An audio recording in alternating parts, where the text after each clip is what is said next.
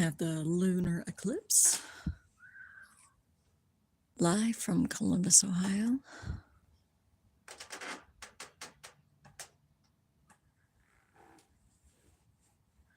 That darkened area that is to the upper right-hand side, that is going over the small sea of moisture and at the base of the ocean of storms.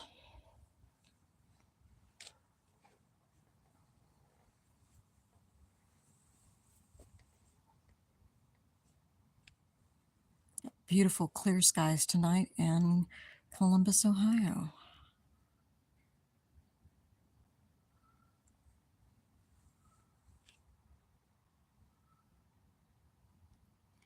Now that movement that you see on the screen, that is due to Earth's rotation.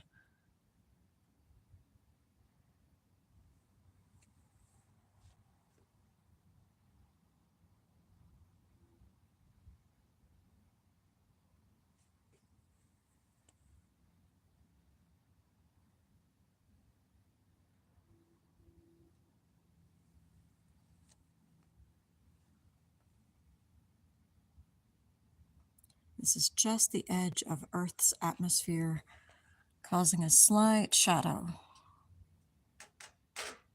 on the moon.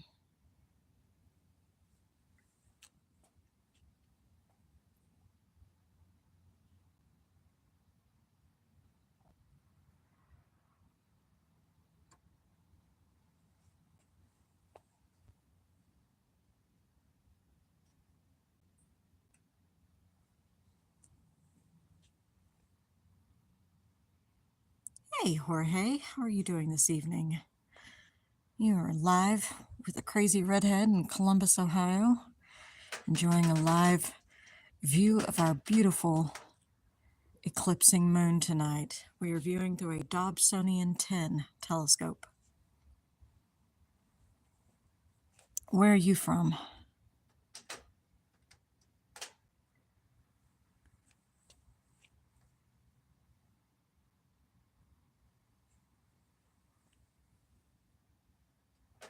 Just at the upper right-hand side, you can see that the shadow is starting to come down across the moon.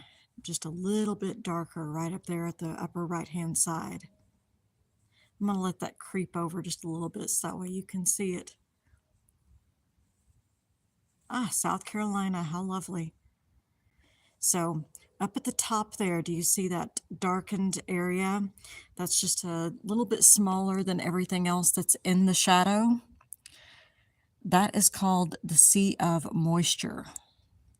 I am in Columbus, Ohio tonight. Now, just below the Sea of Moisture and off to the right-hand side, that other darker area that's much larger, that begins the ocean of storms. Now, mind you that my view of the moon is actually flipped upside down, and that is due to the type of telescope that I have. The field of view is inverted due to me having the amount of mirrors that I do and the lenses. So what you're seeing up at the top is actually the bottom part of the moon, and what you're seeing down at the bottom is actually the top or the north side of the moon. So everything is kind of flipped upside down. Thank you. I pride myself on the clarity of my work. And I do tend to, I have studied the moon quite a bit, so instead of just talking about myself, I do tend to talk a little bit more about our lovely subject here.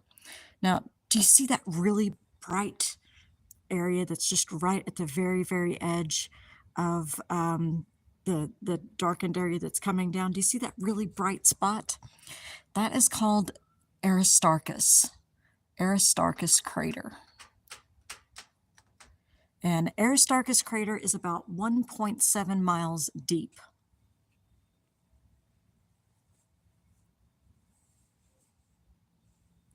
How you doing, Justin?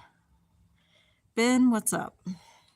The eclipse has already started. I'm in Columbus, Ohio. It started for me at about 11:57, somewhere in there. And right now you can actually see at the very, very top on the right-hand side. Do you see that darkened area? It's just a little bit darker than the rest of the moon. Do you see that? That is where the penumbral shade of our atmosphere is coming down across the moon.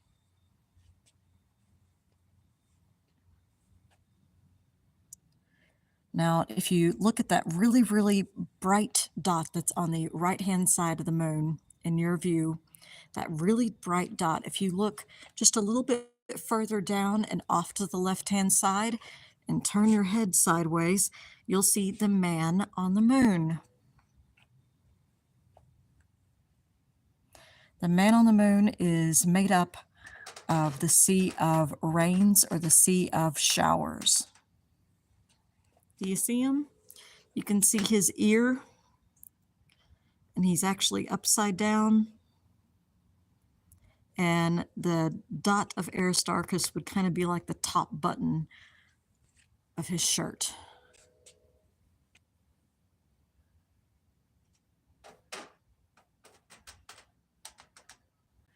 Now that bright area up at the top that looks like it's got spider legs coming out, that is Tycho crater.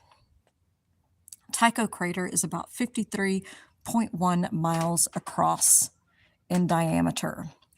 But the lines, do you see those big, huge lines that are going straight up the moon? Those are called ejecta lines. Hi, Lisa. How are you doing? So the ejecta lines, they actually detected them over 2,000 miles away where Apollo 17 landed at the very pinnacle point of the Sea of Tranquility and the Sea of Serenity. And if you guys want, let's see here. Try and do this real quick. Not that far, you idiot. Sorry. All this is manual. I'm old school. Okay. Just above where your commentary is, do you see it kind of looks like an ice cream cone that's jutting up in between two of the dark seas? The dark sea off to the left is the Sea of Tranquility. The dark sea off to the right is the Sea of Serenity. Now, that very, very tip of that ice cream cone that's kind of jutting up in between the two, that is where Apollo 17 landed. So think about it. At that tiny little point, that teeny tiny little point that's coming up in between those two large seas, go all the way back up to where Tycho is, that big crater that's up there at the top of your screen that looks like a spider with the ejecta. It's over 2,000 miles away. They found ejecta material from that crater. Isn't that amazing? So whatever hit our moon at that point gave it one heck of a wallop. Yeah, those are called ejecta lines. So what happened was that when that asteroid hit the moon, it sent out bits and pieces of both it and of the moon's surface and ejected it, and making these huge lines where it just sent out these boulders and everything else for, thousands and thousands of miles. This is a Dobsonian 10 telescope. And let's see here. That crater that you're looking at in the very center, the very large one, that is Copernicus crater.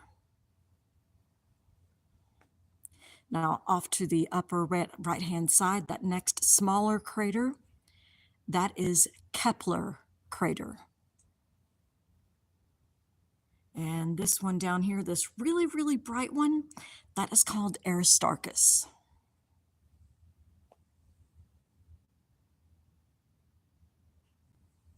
Yeah. Stop that. Now look at that, look at that, look at that. Now you can really start to see the color difference up there at the top. Do you see that? I'm going to let that just creep across the page, and that way you guys can really get a good view. You can snap pictures if you want to, take screen grabs. I have no problem with it whatsoever. This is a Dobsonian 10 telescope. If someone tells you they have a Dob 10 or a Dob 8 or a Dob 12 or a 16, that number is talking about the diameter of the mirror at the base of the telescope. The bigger the mirror, the better the views. I bought this one because I measured it specifically so it would fit in the back of my dad's car that he left me.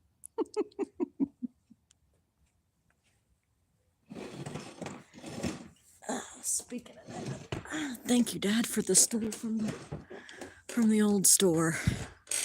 It's creaky, but you know what? It's a little piece of home. Is that not just stunning? Now, what's happening is that, oh, that's my alarm. Hold on.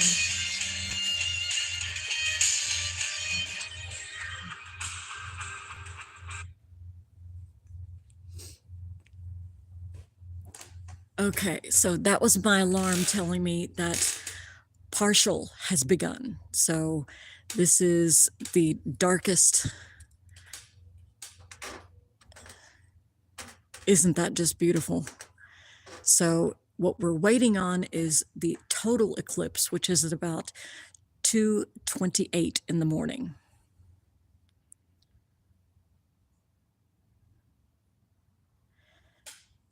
But is that not just absolutely beautiful? So now the actual, see, up at the top, that's coming out further, that area that's kind of just shaded just a little bit, a lot of that has to do with the amount of light that's still passing through Earth's atmosphere. So now what's happening is that actual Earth, the solid Earth, that is starting to block out the light that is up there at the top. Because the moon and the sun are directly opposite almost of each other on different sides of the Earth. So Earth is actually passing in between the sun and the moon and creating this beautiful effect of causing a lunar eclipse.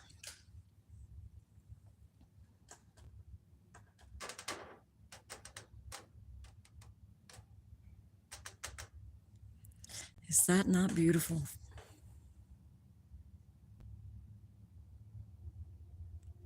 Now, this has just begun, and if you go outside, you can really see a difference with the naked eye. So if you are in the US, go outside and take a look if you have a view, because you really can see it with the naked eye. That's so beautiful. That's just gorgeous. It really is. It really is. Wow.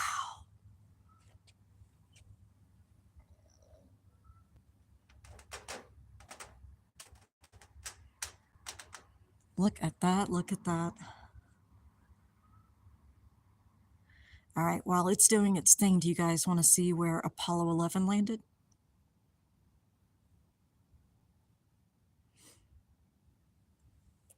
Let me show you where Apollo 11 landed.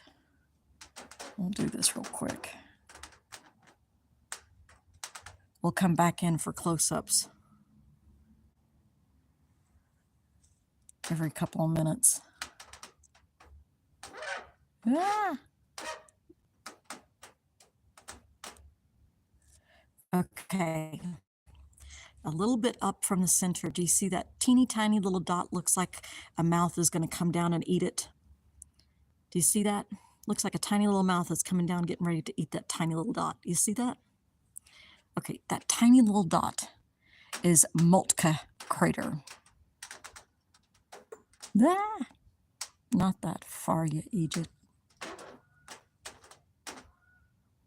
Okay, now it's going to creep across again. So it's that tiny little mouth that's coming down and getting ready to eat that tiny little dot. That tiny little dot is Moltke crater. And just a little tiny bit down and a little bit off to the right-hand side from Moltke crater is where Apollo 11 landed.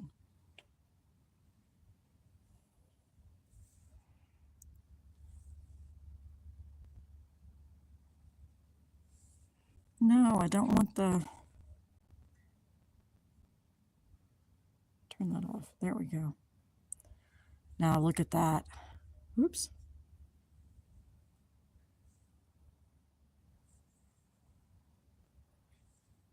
There we go.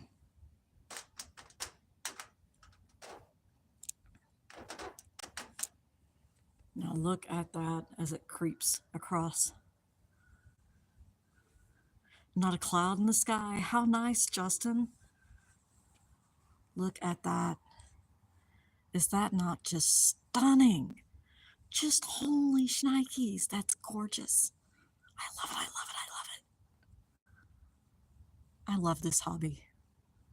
This has been the best gift, I think, ever in my life, is taking on this hobby of astronomy. Wow, look at that, look at that, look at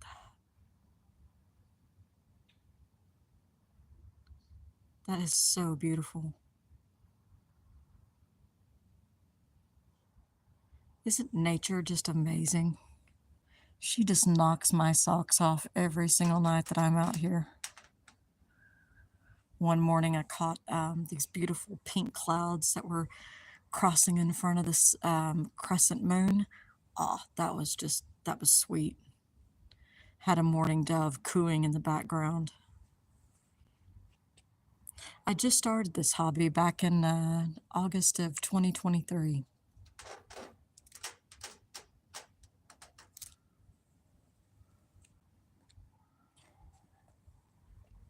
I've got a rabbit out here listening to me as well. I have a whole audience. Just 2 ears. What's up, you wascoey wabbit? I didn't know rabbits liked astronomy. You sure are just staying there watching me. Crazy thing. Look at that. That's just so beautiful. Getting a telescope was the best decision that I've ever made in my life. All right, I'll tell you why I started this hobby. When I was a kid, my dad used to lay in the backyard and tell us about the constellations and the stories behind them. And, he would lay outside in the backyard and show those to us when we were kids. We also took a trip up to the mountains where it was really, really dark in order to see the Milky Way. So he was always doing stuff like that. Well, he passed away in 2014. So after he passed away, I got to thinking, I was like, you know what? What could I do to keep a little piece of dad around and be something that I still carry on, just about every day? So I thought about it for a good couple of years. And then I kind of settled on, you know what? We always really loved astronomy. So I started saving up money, and it took me a good number of years, but I got my telescope in 2023. And I gotta say, best decision that I've ever made in my life. Look at that, look at that. Looks like the Cookie Monster came up and took a bite out of the moon. Hi, Lisa. I hope you're doing well tonight, my dear. We're just hanging out with Lady Luna here. It is a gorgeous night here in Columbus, Ohio. I have perfectly clear skies all night tonight. I thought I was going to have to drive and do this whole thing and not be able to go live or anything like that. Nope. Amazingly enough, Grandma smiled down on me, gave me some extra clear skies, and I gotta say, I'm really happy. Look at that, look at that. Now, that darkened area that's coming down, that is now starting to touch the next C. The next C that you were looking at that is closest to Tycho, that really big one at the top that had the spider ejecta coming out of it, out of the center. That next darkened area that's off to the lower right-hand side, that is the sea of moisture. Oh, sorry, the sea of clouds. We just passed the sea of moisture. So this is the sea of clouds.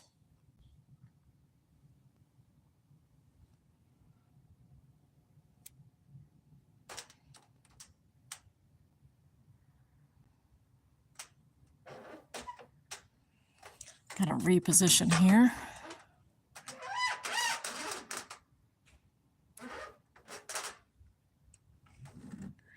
Sorry, we be old school. I don't have no stinking equatorial mount. I wanted to, I know it's kind of weird, but I actually wanted to be a part of the connection. So I wanted to make sure that I was the one that was actually following things through the sky as they traced across from east to the west. So everything that I track and everything that I do through my telescope is me actually constantly adjusting for the turning of Earth. So all this movement that you see right now of the moon going across your screen, that is due to Earth's rotation. So it has a little bit to do with moon's movement, but really and truly, most of this is actually Earth's rotation underneath.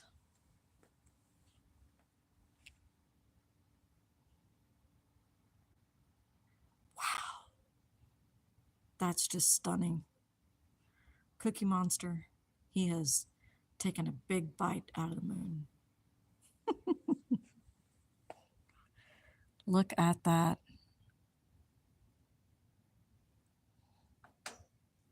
That is really pretty.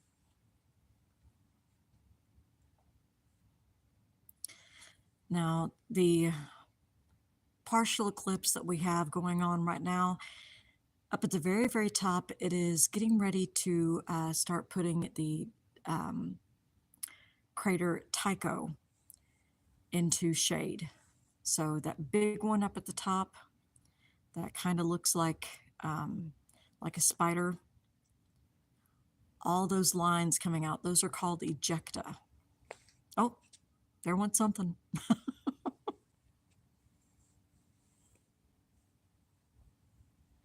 Earth is always moving, so that has this has a lot to do with Earth's rotation underneath. Is that not just beautiful? Look at that, look at that. Wow.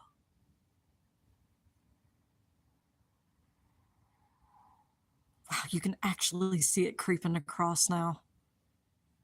Okay, it's now starting to take over the sea of clouds, and it is really starting to take over most of the lower portion of the sea, the ocean of storms. Now, mind you, our view of the moon through this is actually flipped upside down, and that is due to the type of telescope that I have. So what you're seeing up at the top is actually the southern pole of the moon, and what you're seeing at the bottom is actually the northern pole of the moon.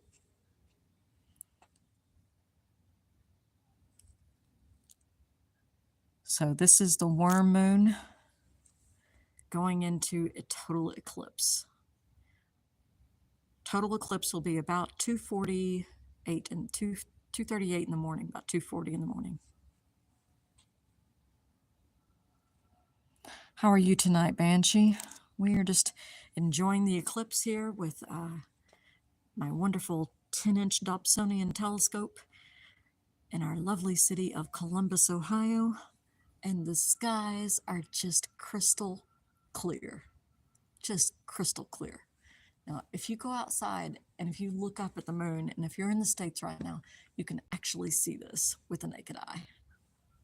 Like it's really starting to really show, even with the naked eye. That's so beautiful.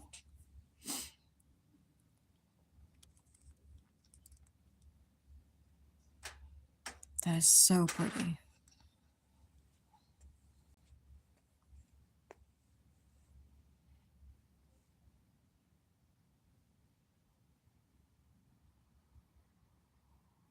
Look at that. All right. I'm going to let that creep for a second.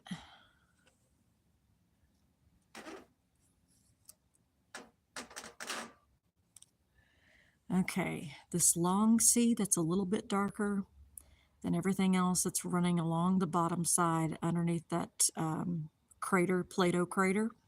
So that sea is actually the Sea of Cold. And Plato crater is the one that looks like you've perfectly just placed. Oh, there goes something else. I think those are bats. So Plato crater is the one that looks like a really dark, almost perfect oval. Now above Plato crater, that is the Sea of Rains or the Sea of Showers.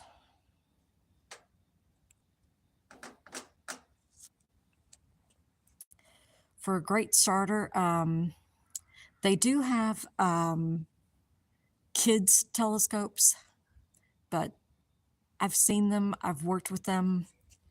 They're so flimsy, they don't really get the kind of view that you want. If you're going to invest in a telescope, at least do something decent for yourself. So I would suggest maybe a 6 or an 8-inch Dob. That'll be perfect for a kid. You can get one secondhand. Mine, actually, I'll take a picture and post that in my posts later on in the morning. I don't want to say anything and end up getting dinked for promotion or something. So, but I'll put that in my post. I'll add a picture of the actual telescope. That way you can see the name. And, but Sunshine Nate, he has a whole list of the telescopes that he advises, and he has a full list that's already pre-made out. So you might want to go and check him out too, because both of us, I met him over in Tickland, and him and Becca, and a lot of us moved over here because we thought that Tick was going to be gone. And so after a while, we just kind of said, you know what, we kind of like it better over here. So I know I'm staying. I'd completely removed my Tick account. It just wasn't worth it anymore. There we go. Look at that, look at that. Now, if you guys want to take photos of this, if you want to do screen grabs, whatever, have at it. I'm not, you know, I don't own the moon. I'm not a professional photographer. I'm just an idiot out here with a telescope in Columbus, Ohio. So if you want to snag a photo, have at it. If you put my name at the bottom and say, hey, this was from W's Live, I'll be happy as possibly could possibly be. But I'm not going to gripe at you. If you want to take photos, if you want to save stuff, that is not a big deal to me. Look at that.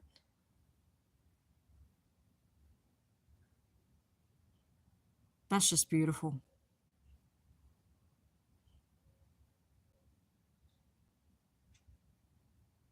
That is so beautiful.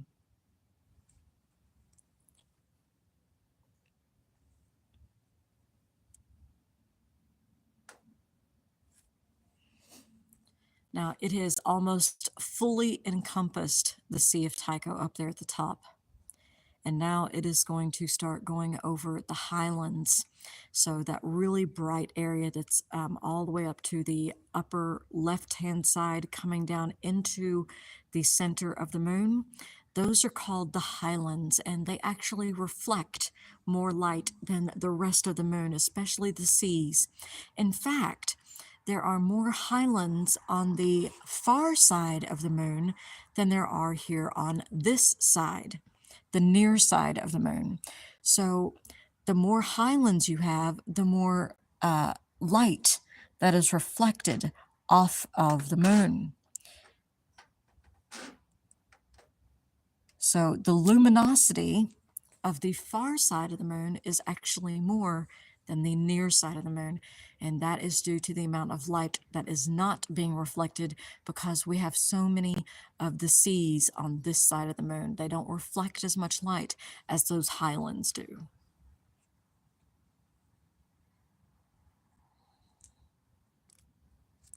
Now, on the far side of the moon, there are tons of highlands. In fact, there's only like one or two really main seas that's on the far side of the moon. On the far side of the moon, one is the Moscow Sea.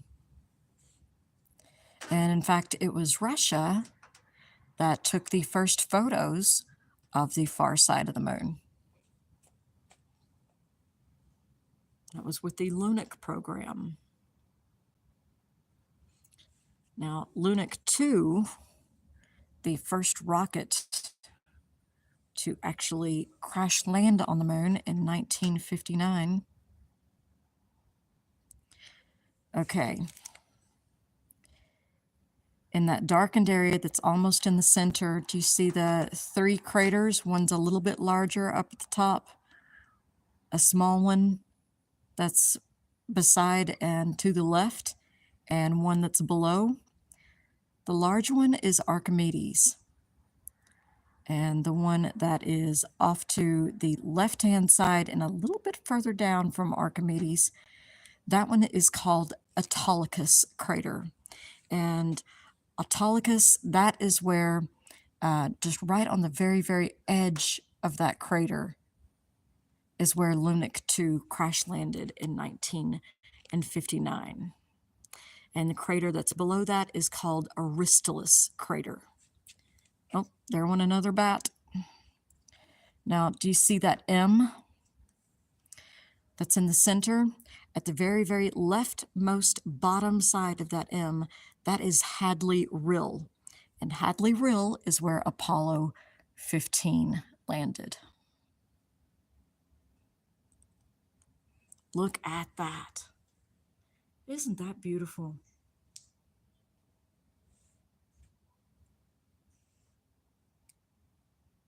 Now, have you noticed that the darkest crater is the one that's kind of in the middle of those main three on the other side?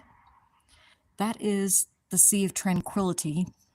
And the reason why that it is darker is because it actually has more metals in that part of that lava bed.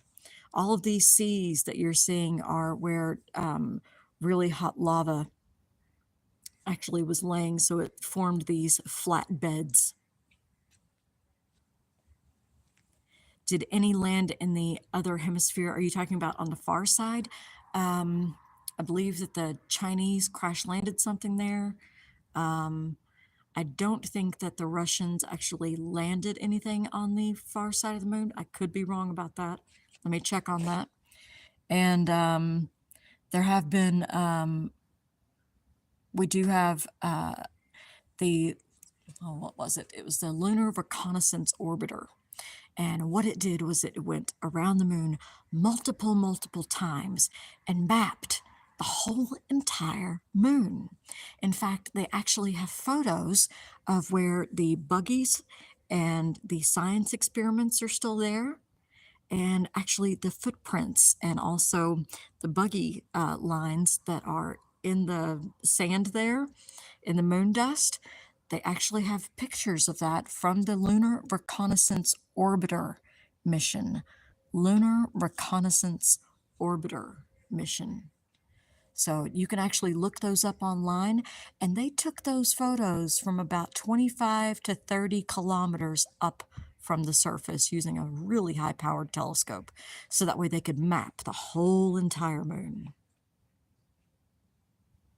It's not a hologram or a green screen. You want proof? Here.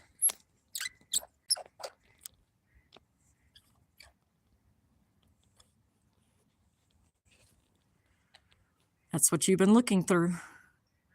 That's my telescope.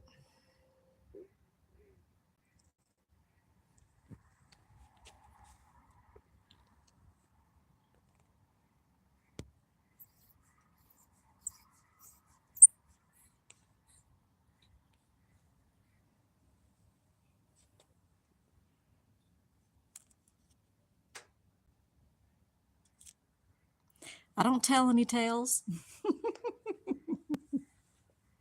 Now, look at this. Now, a lot of people are always asking, Well, if they were on the surface of the moon, then why aren't there any stars or anything in the background? well, look at it this way. Do you know how much light, do you see how much lighter that other side of the moon? You remember how much darker it was earlier? Do you see how the light plays with my camera? That is due to the contrast. The higher the contrast, the harder it is to see really small dots or, small stars that are in the background, because this is actually blowing out the contrast for the cameras. Oh, referring to the sky. Isn't that beautiful, though?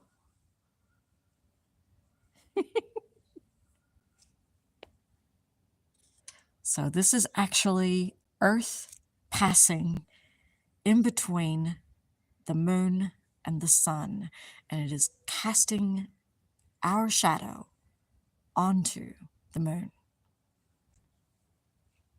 That is so breathtaking.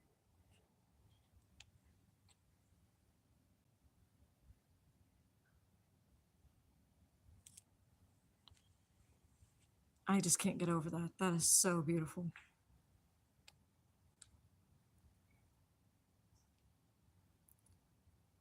Now that is really starting to take over.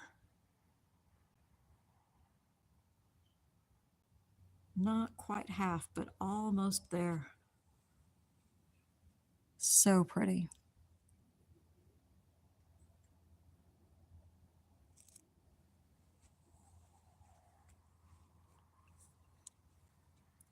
So again, this is the lunar eclipse, live tonight from Columbus, Ohio. My name is Robin.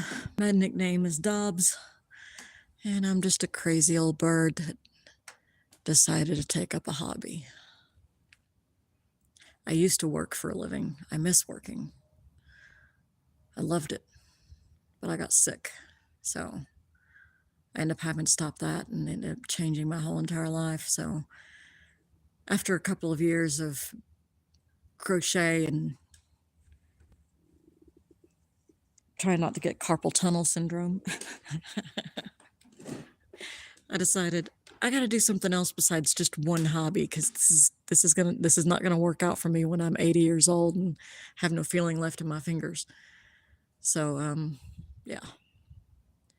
So after my dad passed away, I decided, you know what? I need to find something else that will remind me of him.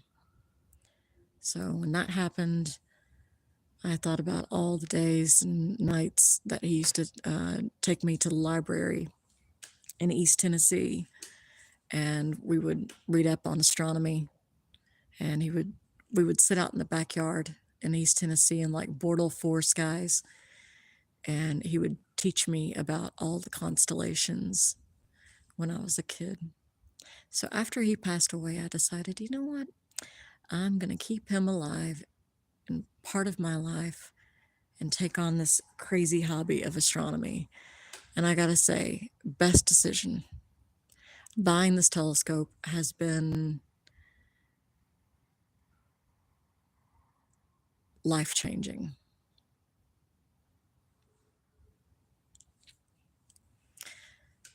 That, and I gotta admit, when you have a small kid of about maybe 3 or 4 years old that comes in and stands on top of a small stool and looks through the telescope lens and sees Saturn for the first time, and their eyes get as big as saucers and they get this goofy grin on their face like, oh my God, I can't believe I'm seeing this. When you have that moment, you can't sell that. It's not something you could buy. It's a precious gift of a moment each and every time. So yeah, after that I was sold. It's almost like a drug.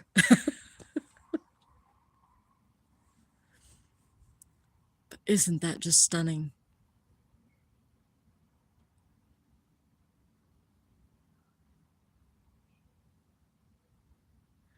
You can actually see our atmosphere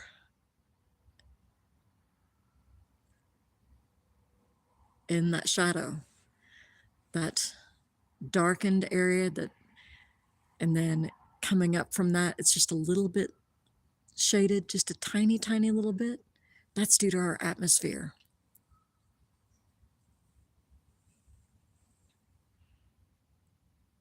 That's just amazing.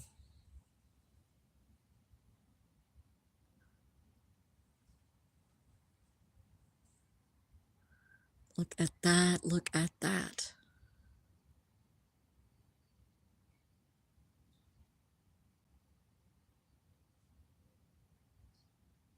I just can't believe how beautiful this is. Thank you guys for coming in and sharing with me.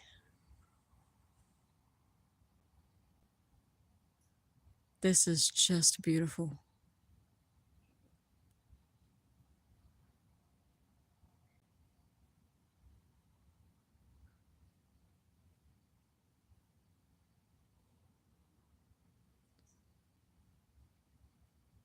Cookie Monster has been busy.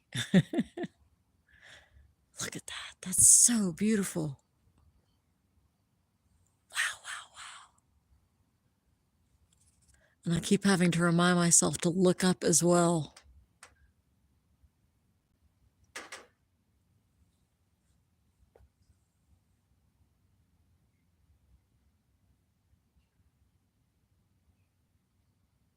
What a wonder nature is. It's so beautiful.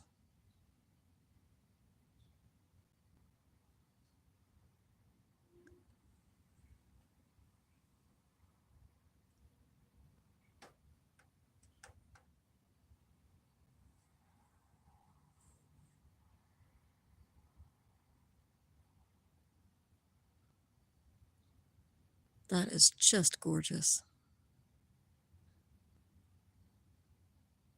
You can really see the curvature of the earth. That's so beautiful.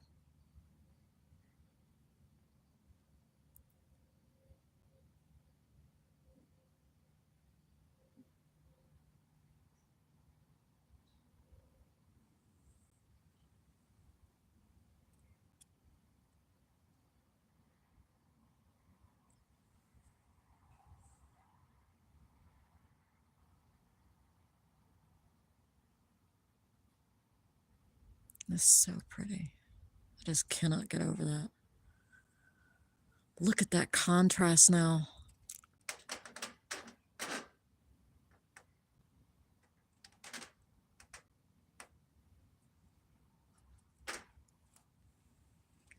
Let's see here. What time is it? Dun, dun, dun, dun, dun.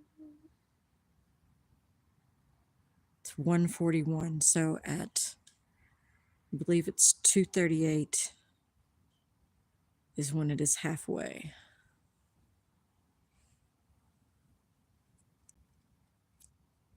And that looks about right.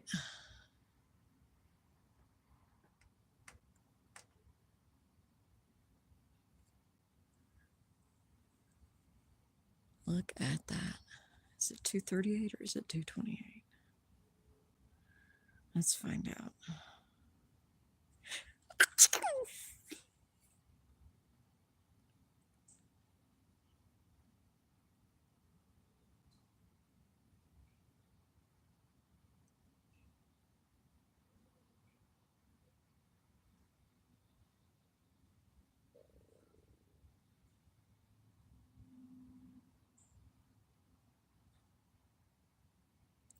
So at 2:25 is when the blood moon starts. Now, if I take that off, do you see that red? That is what it's going to look like once we're in full eclipse.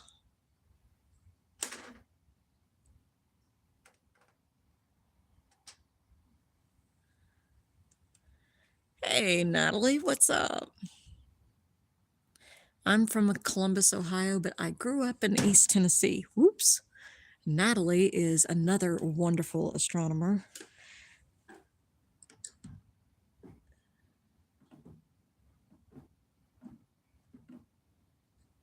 They live in Texas. I've known Natalie for what, almost half a year now? Great friend of mine, another wonderful novice astronomer. And go give Natalie a follow on Space is beautiful. Glad your phone's charging. That's so beautiful.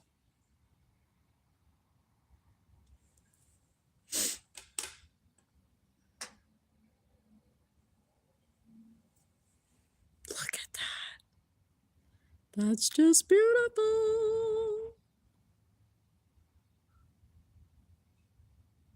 Look at that contrast.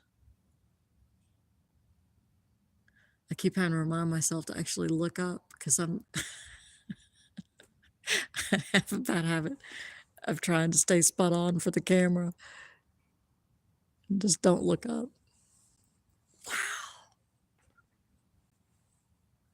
That's just amazing. 2.5 years.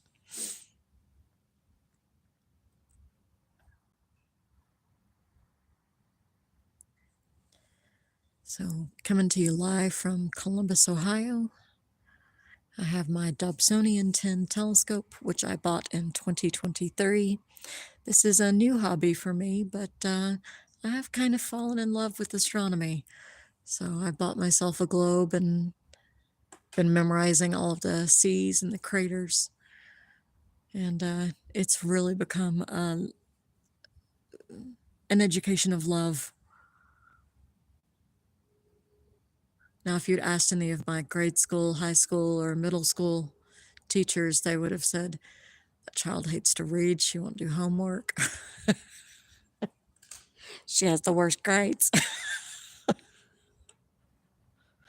Little did they know that back in the 80s, girls could have Asperger's as well, which is now ADHD. So, yeah, it's not the fact that I didn't like to read, I just didn't like to do homework. I'd read a book, I'd sit down and read 10 of them in a week, but don't ask me to do homework. I'd lose it. I'd forget where I was, what was from one class to the next. I'd leave first period, go to second period, and by that time I couldn't remember anything that happened in first period. No short-term memory. They called me Forgetful Jones.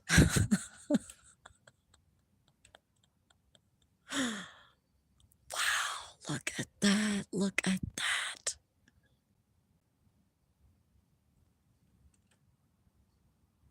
I just can't get over this. Okay, I'm going to let you guys sit there for a second. I am going to go find my glass cleaner.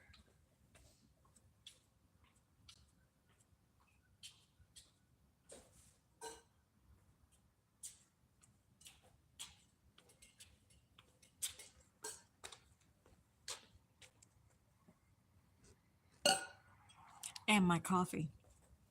The coffee was sitting in the garage, getting cold.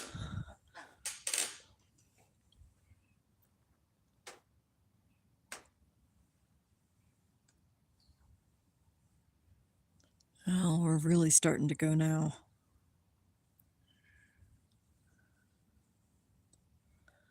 That is freaking wicked. That is cool as hell.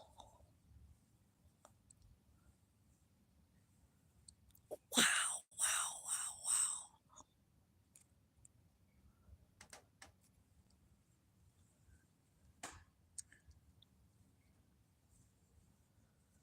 wow. I just cannot get over that look.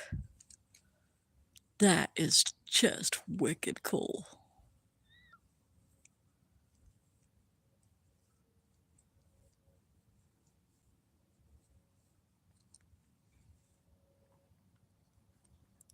I'll say one thing, Natalie.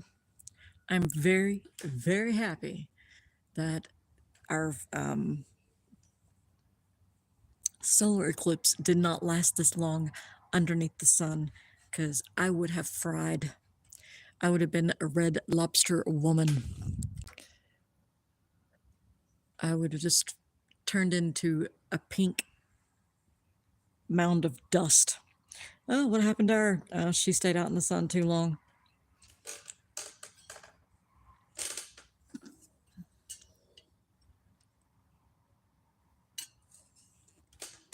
Yes, that red really is coming in now.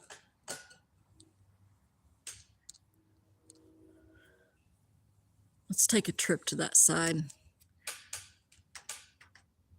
Block some of that out. Oh, wow. That's a really cool shot. That's going to be really neat.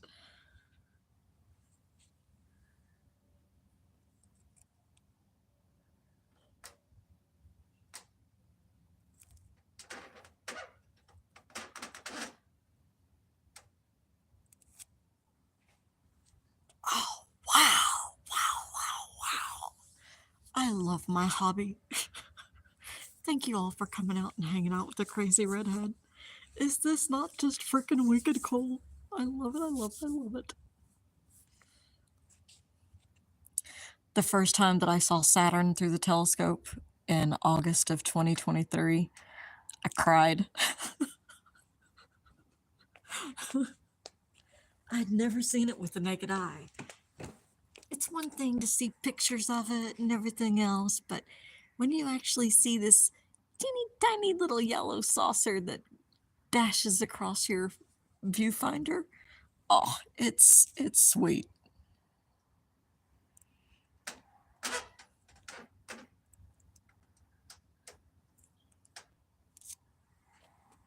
Wow. Now that's really starting to take. That's really beautiful.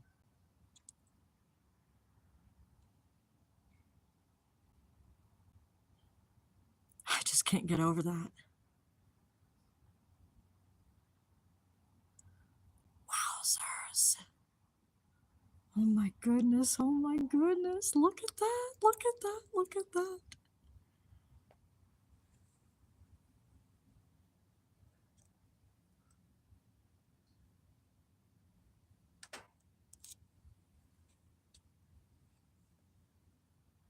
I've never seen anything so beautiful in all of my life.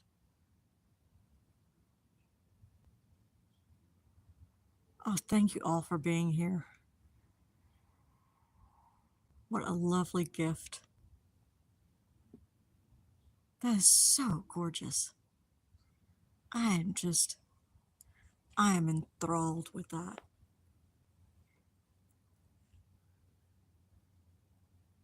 Hey, Cherry Bee.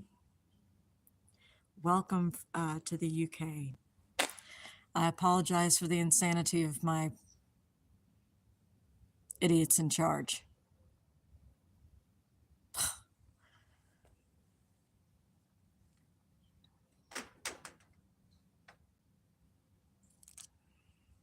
Look at that.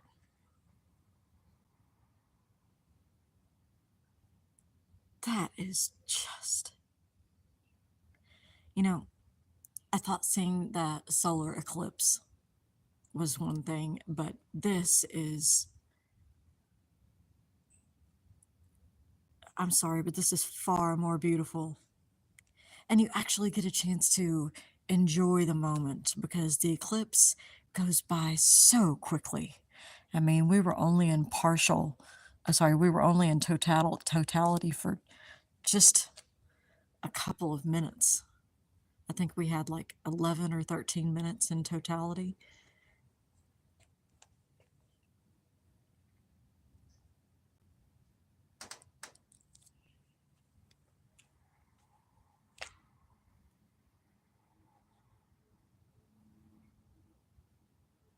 Oh, now, gang, look, look, look, look, look. Okay, up at the top right-hand side, stop. It doesn't know where to focus. Sorry. Okay. I'm going to try and make it focus over here on this bright. Okay, do you see that little tiny dot that's up there at the very, those two little tiny dots? Those are stars that are behind the moon. Because now the moon is starting to get so much darker, we're actually starting to catch these tiny little bits of light. Now, this was not possible for the guys that were actually on the moon because the contrast levels in between the surface of the moon and the sky, it just blew out the contrast on the camera, so all the light was focused down. But right now, due to the fact that we're getting this really dark shadow that's going across the moon, we're creating just enough of contrast difference to where we can actually start to pick up the tiniest little stars in and behind. Is that not just lovely?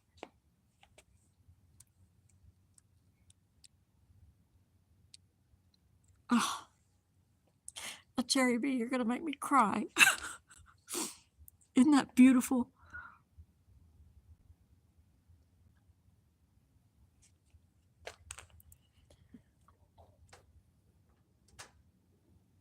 Now, a couple of months ago, I actually caught Spica star, or is it Spica? Spica. I never know how to pronounce it. I'm an idiot from East Tennessee. What do you want? Okay, so I actually caught Spica star, or Spica, go in and behind the moon and pop out the other side. That was really cool. That was actually during a half moon phase, and Spica is really, really beautiful because it's a really bright blue star. Beautiful, beautiful little star. Look at that, look at that, look at that. Oh my gosh, oh my gosh. I'm going to let this creep all the way over. That way you can really start to see the red coming in on that other side where the eclipse is really starting to take hold. Why is it blue? That is due to our atmosphere allowing just a little bit of light to bend and come forward into the darkened shade of the moon. So, sorry, of Earth's shadow. So what's happening is that our atmosphere is actually bending light in towards the center just a little bit. And it's actually that bending of light that scatters our sunlight and actually causes our skies to be blue. A lot of people have believed I know I believed it for many years, that the blue was a reflection of the water on the surface of the earth, and that is wrong. Actually, what it is that it is light that is being refracted through our atmosphere, and it is bending that light and scattering it so much that the only thing that really shows is blue. Now, another couple of things that scatter light in that way that reflect blue. Have you ever seen those really bright blue butterflies?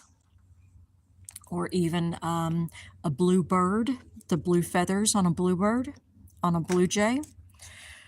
Those are not actually blue. What they're doing is that the makeup of the feather or of the tiny little scales that are on a butterfly's wings, they are made up in a certain way that it only reflects or refracts the light of the color blue and sends that back to our eyes. So that's why it has that iridescent look to it. Because if you actually poured like alcohol or something like that on one of those blue iridescent butterfly wings, it would actually turn kind of a greenish gray color. And then when the alcohol dries up again, it goes back to being blue because it's reflecting that light back to our eyes in that color. Hello, Urbana, Ohio. I am in Columbus. We are viewing the moon of our wonderful lunar eclipse tonight through a Dobsonian 10 telescope. And I am just a crazy old woman standing out here in my driveway, freezing my knickers off. But man, is it a beautiful night or what? And I'm also looking up at this and wow, wow, wow, wow, wow. Too bad I do not live on a farm because I would be hooping and hollering like a crazy East Tennessean. I'm originally from Tennessee. I moved here in '01. But now we are in Columbus, Ohio. And I'm just your local Looney Tune. Gladstone, Michigan. How you doing, Carlson? What's up, Randall? You having a good night? Look at that.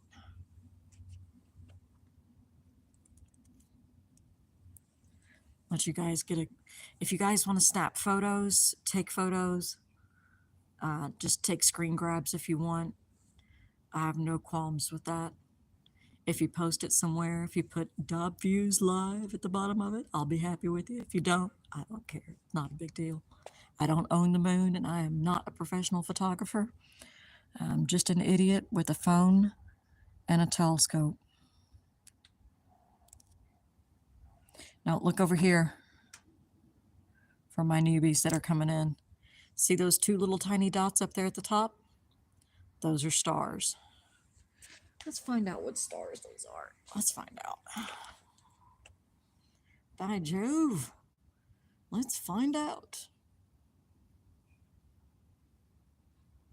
Okay. Those two tiny little dots are.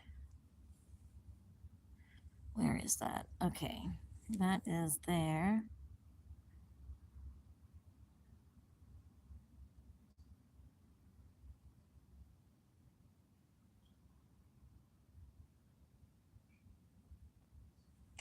Okay, let me find that again.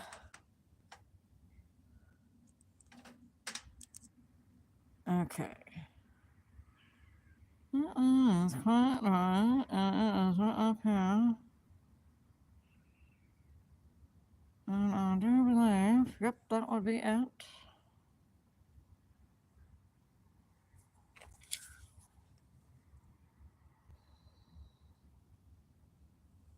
So the name of that really bright star, that is, well, HD 100-456.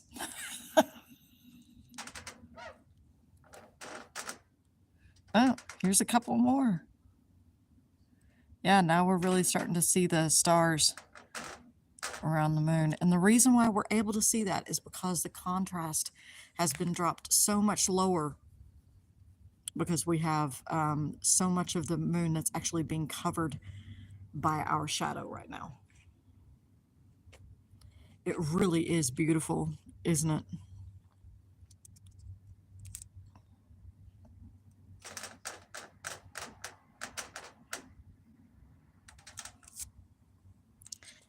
Looky there, looky there. Oh my God. HD 100-456. Yeah, they really know how to pick out names, don't they? That's in the constellation Leo. Its distance is estimated to be about 1,226.16 light years away from us. It is a magnitude 6.59 star. But is that not just thinking beautiful? Oh my God. That's just beautiful. Beautiful, beautiful. Look at that. That's so gorgeous.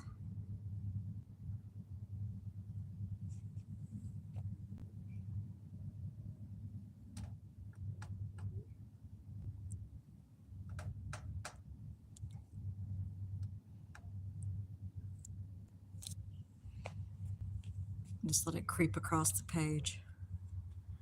That is so beautiful. I can't believe the coloration that we are seeing.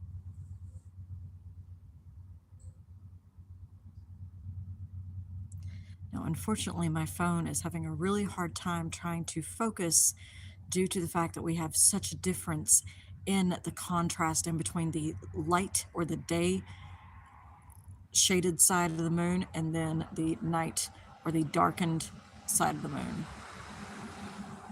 So that huge contrast in between the two is kind of making my phone go, I don't know what to do. I don't know what to do.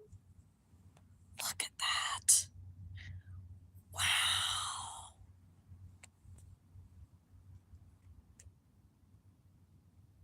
Now, if you want to look up things for yourself, if you want to start this hobby, I highly, highly, highly suggest getting a star chart.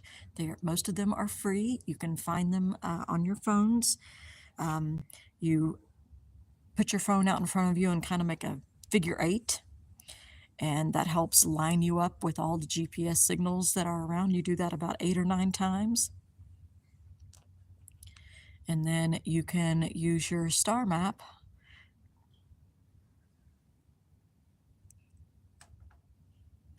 so you know that if your phone ever says need to calibrate, it's asking you to do that figure 8 motion. The one that I use is Stellarium. This is not promotion, this is just what I happen to use.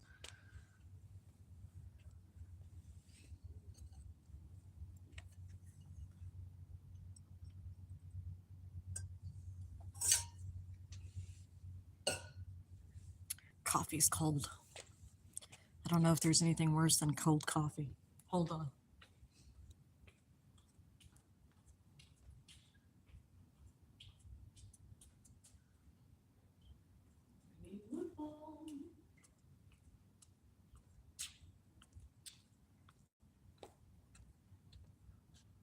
That's just freaking beautiful. I've seen some cool shit in my day, but damn, that just takes the cake on cool. That is freaking wicked.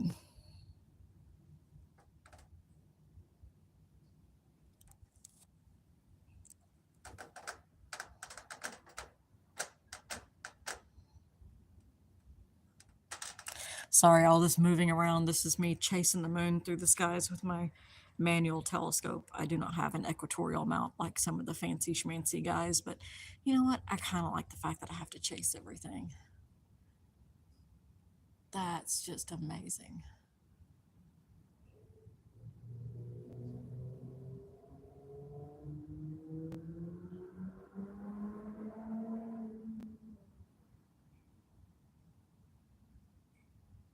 I just cannot get over that. That is so beautiful.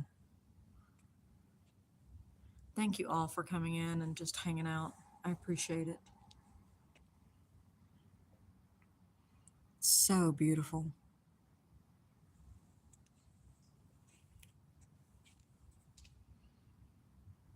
Let's see here.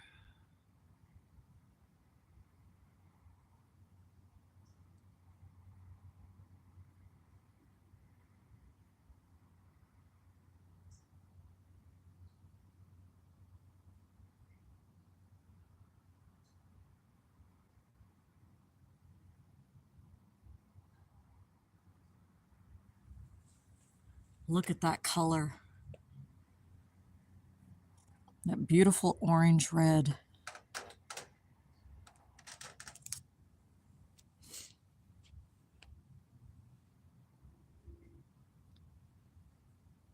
The wind is high up where you are. Well, Kendra, thank you so much for coming in.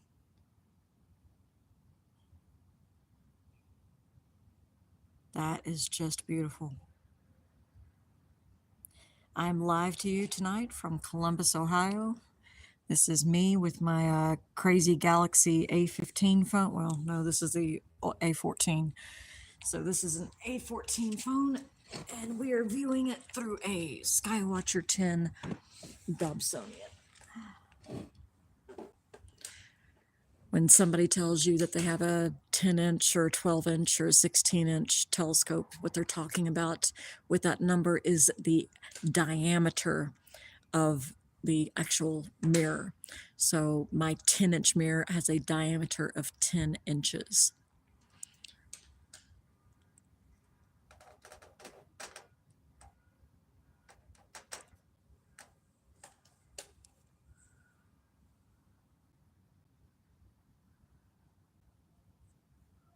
It's 6:06 a.m. For you, it is 2:08 here.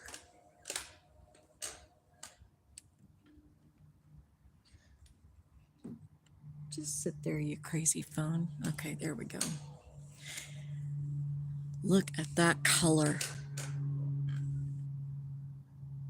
I just can't get over that. That is so beautiful. The color variation is just stunning. I've only seen this once before. It was with my niece, and we stood out in the at her aunt's house at Aunt Tammy, and we stood out there like I think it was really early in the morning, and I went down to go get her out of bed. It was like 1 or 2 o'clock in the morning, and I went and woke her up. I was like, "Come out here and look at this."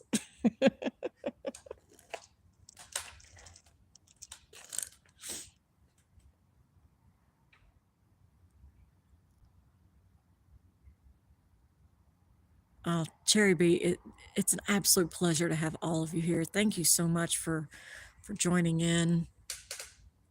I hope you guys will continue to come back to the channel and just enjoy some of the views that I provide. It's a labor of just absolute enjoyment.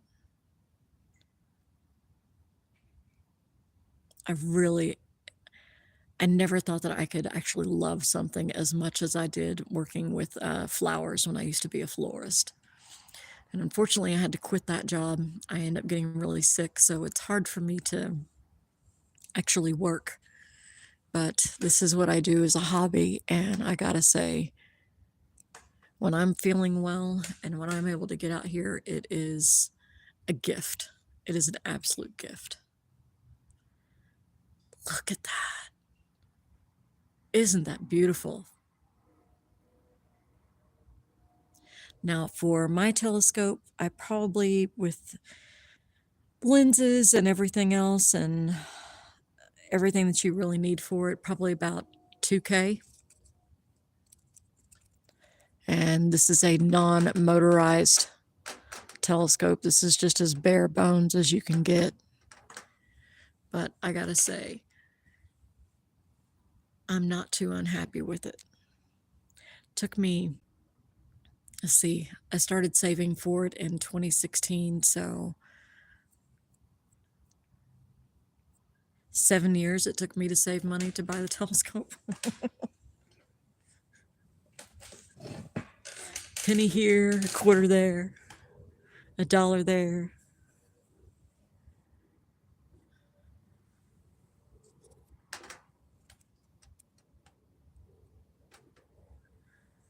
That is so beautiful. I just can't get over the clarity of that. That's a really beautiful view. Thank you guys so much.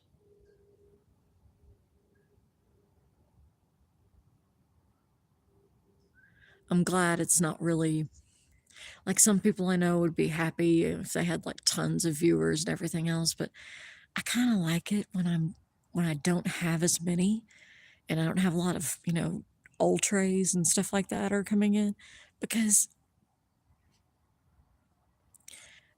that way I'm able to enjoy the moment with you guys. You know what I mean? Wow, wow, wow, wow, wow. Look at that color, gang.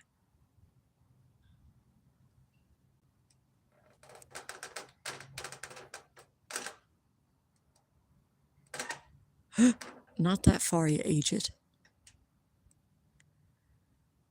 Oh, wow, look at that orange red. Oh, isn't that beautiful?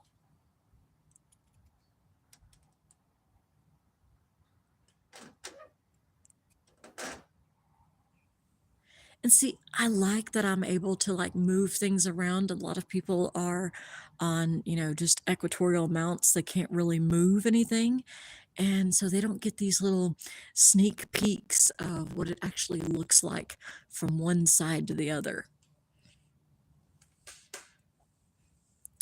That burnt orange really is beautiful, isn't it? And how it fades kind of into that greenish yellow and then into that blue,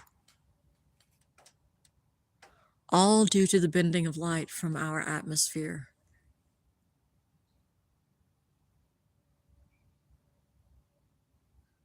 That's really stunning.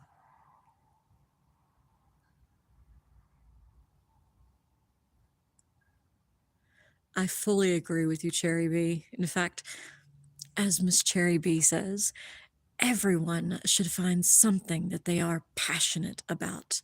It feeds the soul and lifts the heart, making all the other things in life less stressful. You're so right, milady, so right. Thank you. That was so eloquently put. Beautiful writing. Are you a writer? If you aren't, I highly suggest you pick up an empty book and start filling it, because that is very well written.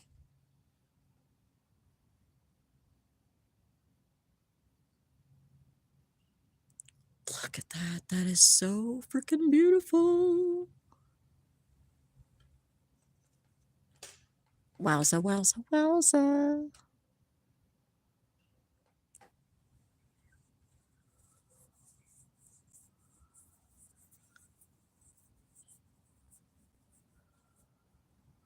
I just cannot get over the color variation.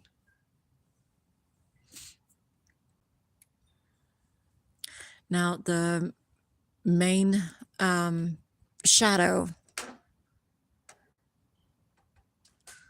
all of those C's that are in that kind of bluish area, the one on the upper left-hand side, that is the C of fertility. That small little one that's up in the orangish red area, that is the C of nectar. The one below that, that is in the middle of those three, that is the C of tranquility. That's where Apollo 11 landed. And then the one that is below and to the right-hand side of the Sea of Tranquility, that is the Sea of Serenity. Now, this next sea that is below those three and off to the very left-hand side kind of looks like a dark oval. Part of it is in the light and part of it is in the shadow.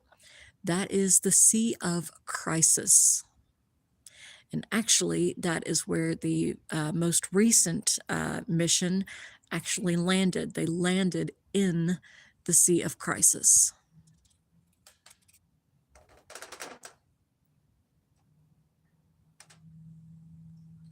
Look at that color variation. Is that not just beautiful?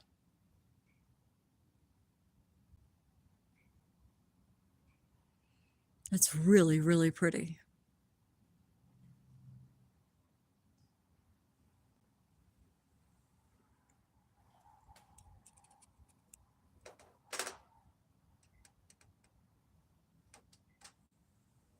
Now, if you guys want to snap pictures, if you want to take screen grabs or anything like that of anything, you are more than welcome to do so.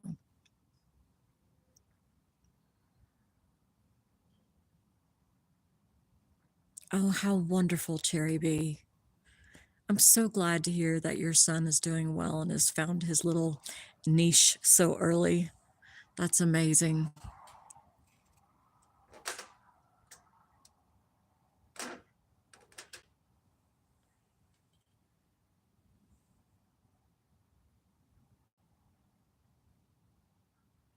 My neighbors have this little tiny little thing. She's barely a slip of maybe a 2-year-old. And she stood up on top of my dad's step stool and peered over into the telescope. And she looked back up at me and she had this big, huge grin on her face. And she just looked so happy to see Saturn and Jupiter. And I sat there and, just showed her and let her, look down through the telescope. And she was just all grins. And that moment I was sold. I was like, I'll do this until they can't like drag me out to the front driveway anymore. Oh, wow. Look at that color. Now, almost all of the Sea of Crisis is shaded in the very edge of the blue right now.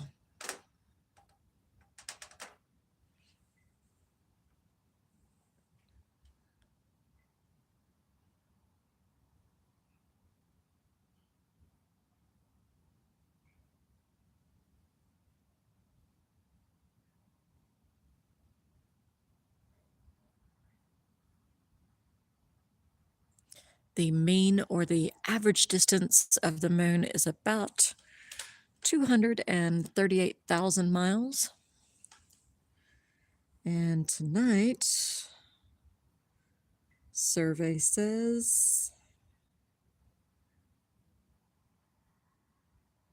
the moon distance tonight is 249,446 miles away. Not so little in these 30s. I'm sorry, but as an auntie, they never grow up. My niece Bailey, she's almost 30. She just had her first baby, and I was like, what? You're not allowed to have kids. You're still little.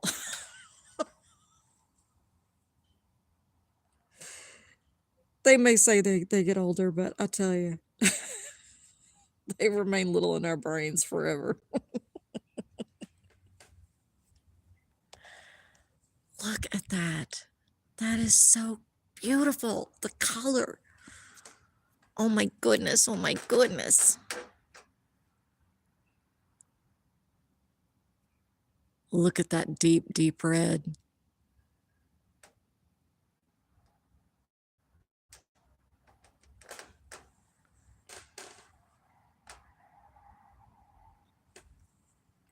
That is due to the shading.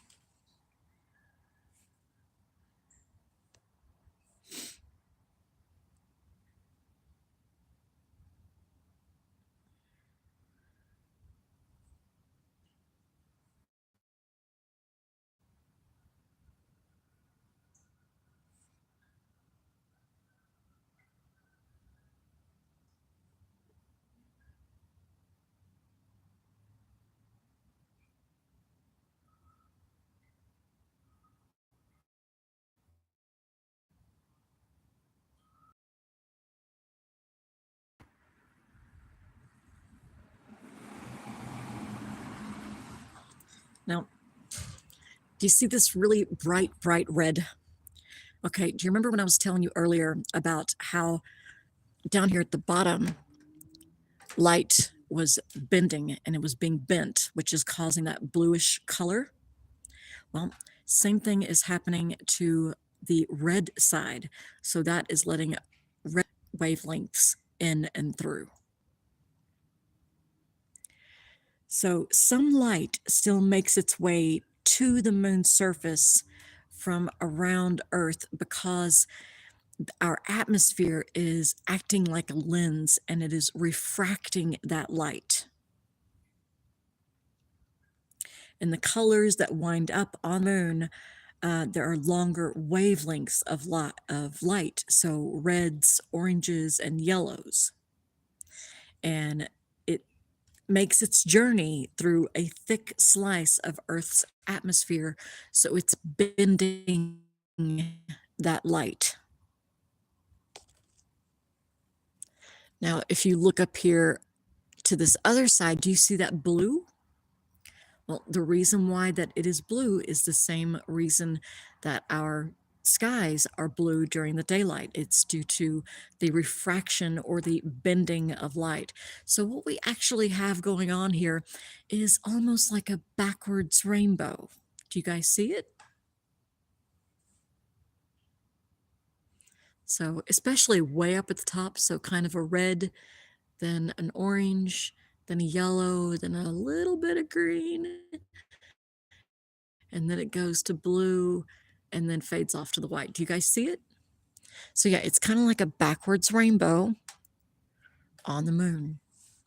And that is due to the refraction of light that is going around and through our atmosphere and is being bent like a lens back onto the moon.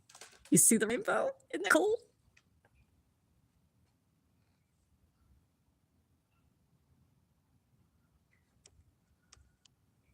We really do live on an amazing planet, don't we? Sorry, it keeps creeping up on me. Pay attention, dum-dum. Ooh, now I start to see a little bit of purples. Do you see the purples? That's kind of cool too. So yeah, we have kind of a rainbow effect going on the moon tonight. And that's all due to Earth's atmosphere, which is refracting that light. That's wicked cool.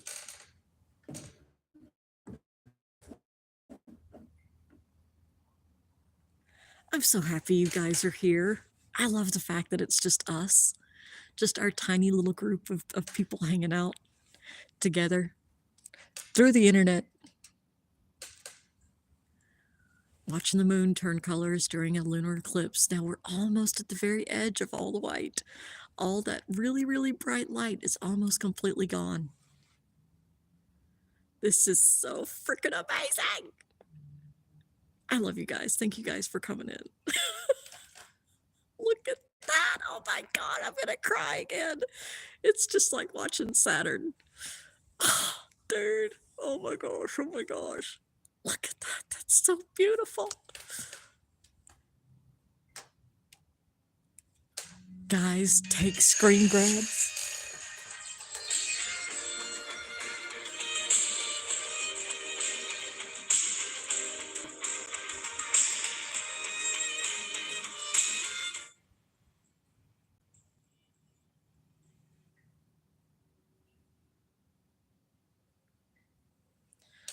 Look at that.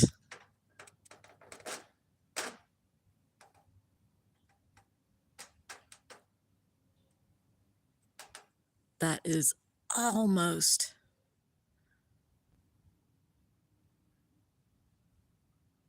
Oh, that's.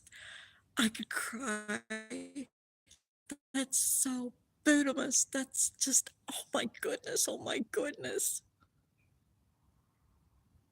Wow, wow, wow, wow. Oh, Lisa, please share them with your friends. Tell them that you met this crazy woman from Columbus that shared her view of the moon.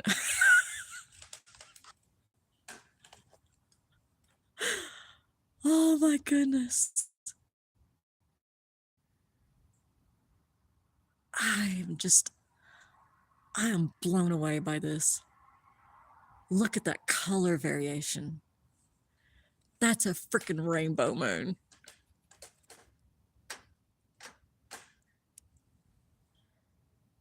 Isn't nature just amazeballs? Best crazy moon lady ever. Oh my goodness. Dude, I cannot. Holy kashmolis. Look at that color. Oh.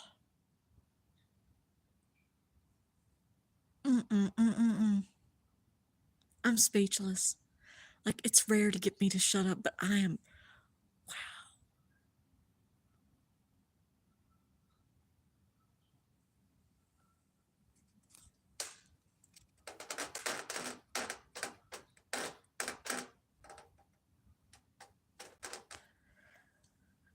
I'm going to shut up for just a minute and let you guys just enjoy this and just peace.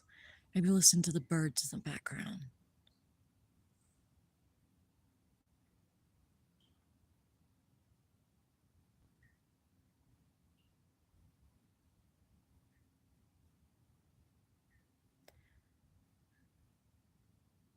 Now, what's actually happening, Snapper, is that the light is actually refracting through our atmosphere, Earth's atmosphere. The light from the sun is refracting and being bent in towards into the center, like a lens. So it's actually refracting and bending the light. So that is why we have a little bit of a bluish and then a purple and then kind of a green and then a red. So it's actually throwing a mini rainbow, backwards rainbow, onto the moon. And that is due to the light that is coming through our atmosphere.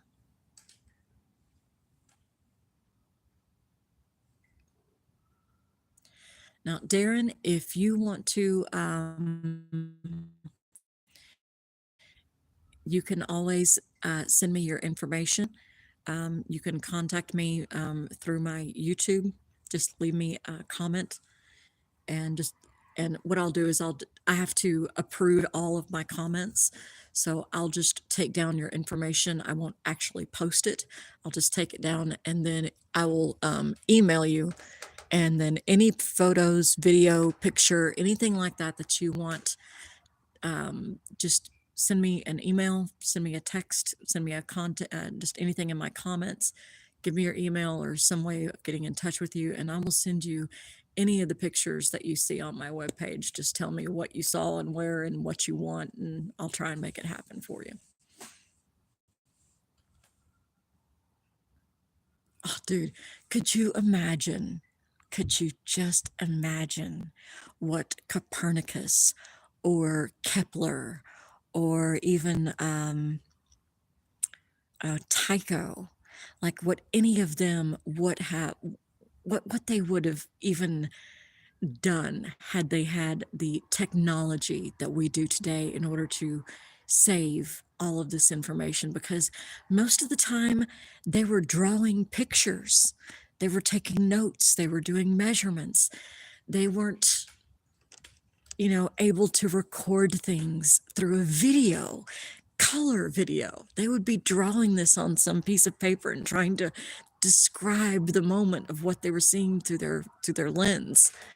And we actually get to share this moment with each other live in color around the world. Now look at that color variation there. That is, oh, wow.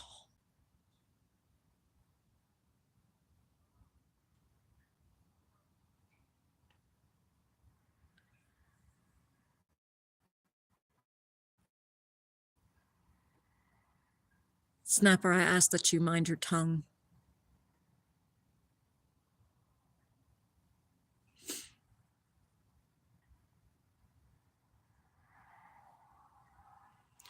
We are only here to enjoy the science and the beauty of things. This is not a place for that, okay? Look at that color.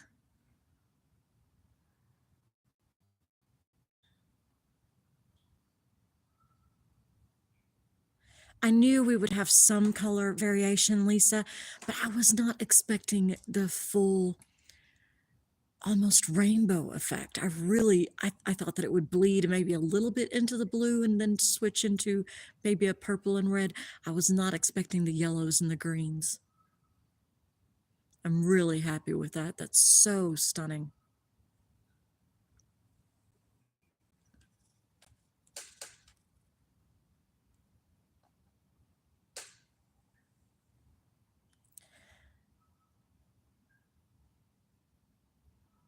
Snapper, that's not even the point.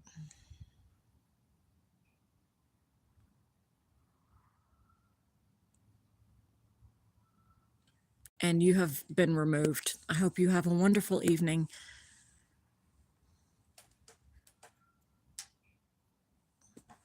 Look at that beautiful color.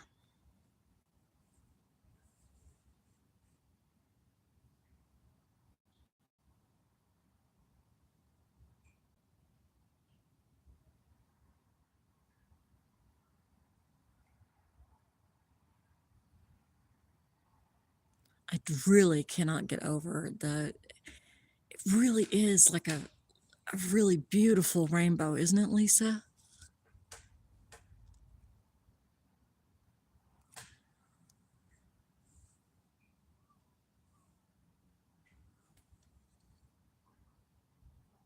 I know, me too. Oh, wow. You can really see the yellows in that.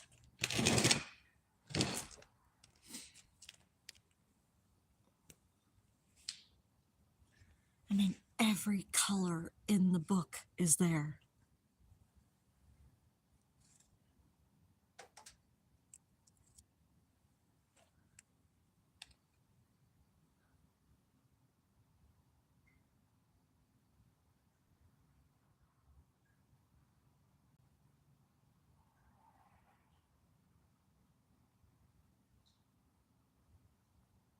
Yeah, apparently I jinxed myself earlier by talking about the ultras. It got to the point in one other spot where I had to get rid of like 100 a night. It was crazy. I was hoping that I would avoid that, but no.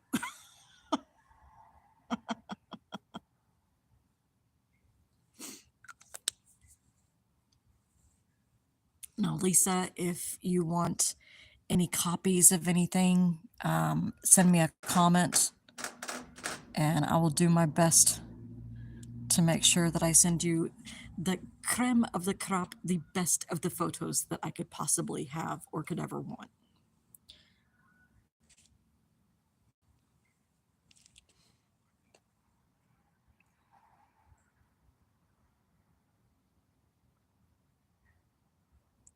Agreed, Cherry Bee. They just can't be happy. Can't you just be happy for 5 minutes? It's not hard. I swear. Wow. Okay, I've seen things before in my lifetime, and even looking up, you can see the color of the rainbow.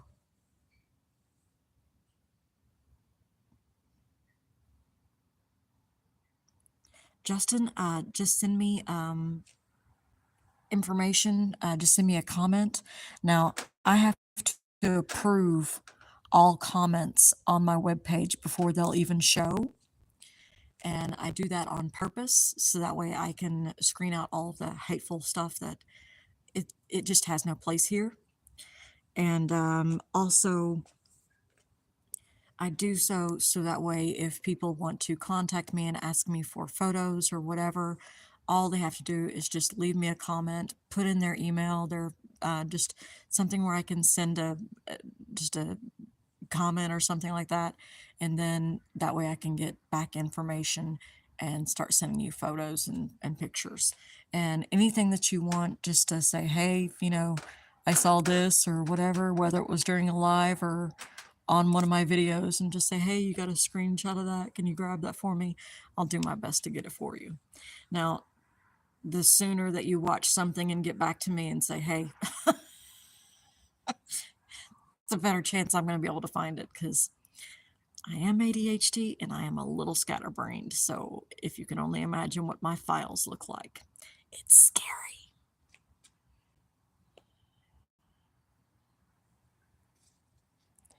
So yeah, if you want photos, video, anything like that, I'll do my best to get that to you. Look at the color. Oh my God, look at the color. I want to scream, I want to hoop, I want to holler, and I can't because I live in this crazy neighborhood. And all my neighbors already think that I'm weird. They all just look at me like, there's that crazy lady with her telescope. She's out there again. I know, I know. But if I wasn't crazy and if I wasn't out here at like 3 o'clock in the freaking morning, we wouldn't have views like this.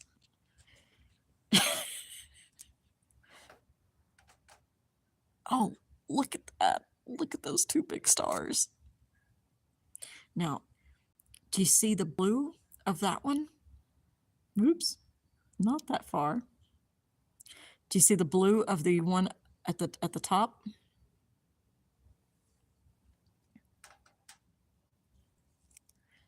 Okay, so the blue one is actually a hotter brighter star than the orange yellow one that's down there at the bottom.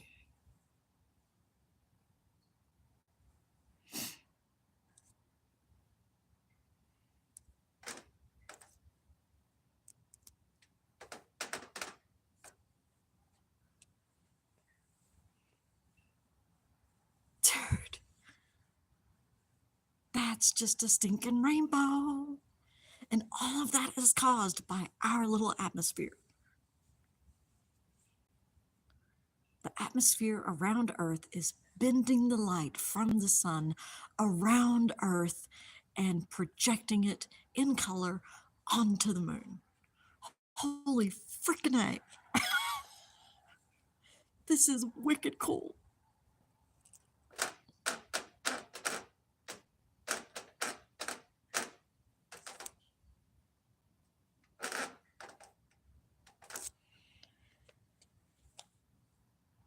Gang, I'm so lucky to have all of you here. Thank you. Look at that color. It's a rainbow moon.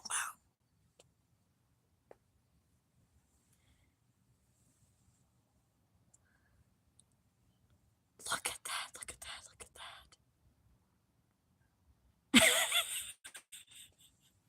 I want to so bad, Cherry B. Hold on a second.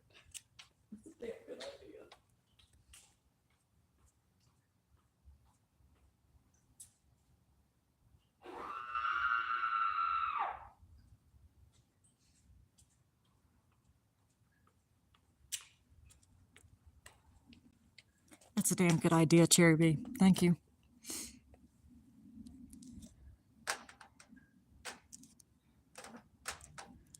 And we can't have a rainbow moment without saying it. Double rainbow, what does it mean?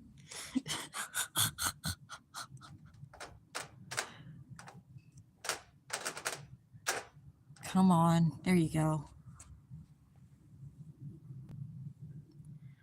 Wowza, wowza, wowza.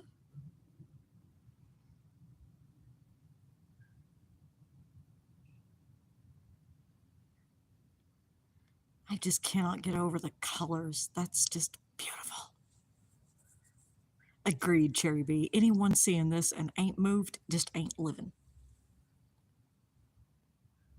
Dude, if you have the ability, go outside and look up at the freaking moon right now. You think it's pretty here? It's really pretty up there. It looks like somebody just plopped a baseball up in the sky and that the sun's just hitting just the very, very edge of it. But it's colorful.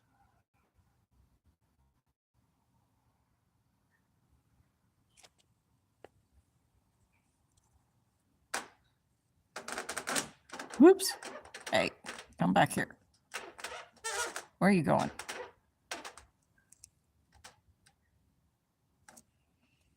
Sorry, technical difficulties. Ooh, look at that color. That's just beautiful. Beautiful, beautiful, beautiful.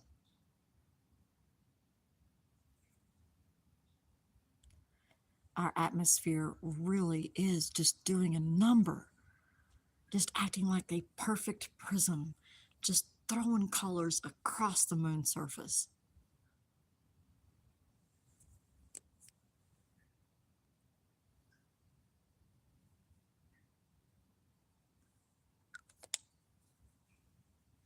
I just cannot get over that.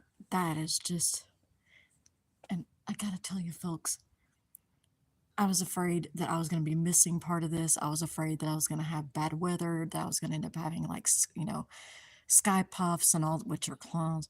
We don't say that word, but it's an automatic jinx. But yeah, I was so afraid I was going to have those. And I'm telling you, the skies tonight over Columbus, Ohio are crystal freaking clear.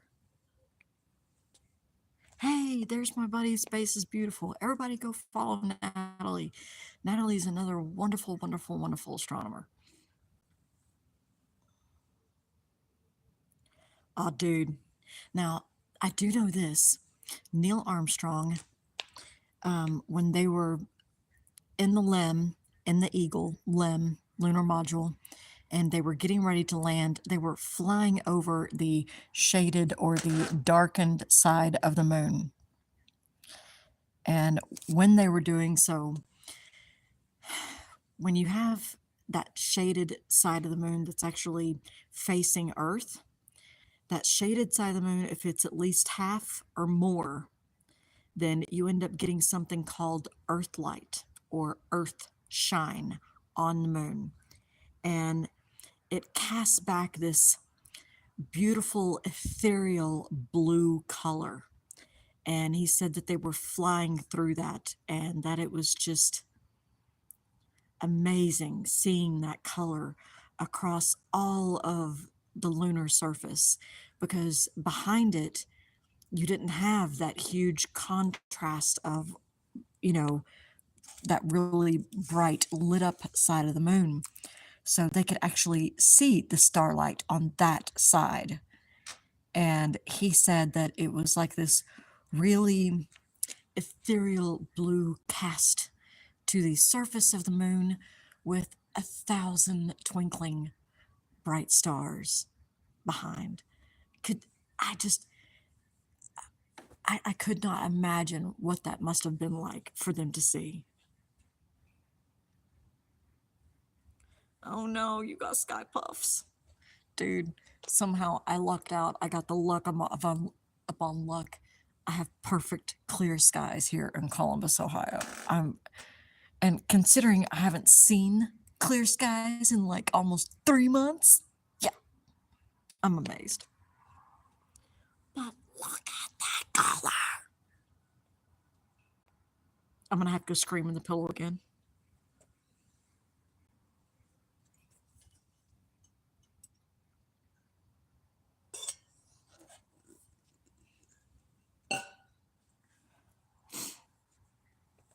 I just cannot get over this color. Now, for the new people that are coming in, the color variation that you are seeing on the surface of the moon is due to the light that is coming from the sun and being refracted or bent by our atmosphere in and around the earth, and it is casting this backwards rainbow onto the moon. Settle down now. Settle down, Maddie. What's my favorite moon or planet? Well, of course, I am a little obsessed with our own moon. It's the closest one. It's the one I get the most detail of. And yeah, I do sit up. My husband's actually told me he never thought he would become jealous of a moon globe before. But yeah, I've been known to fall asleep with my globe because I'll study it and put out the craters and the seas and everything else and name everything off.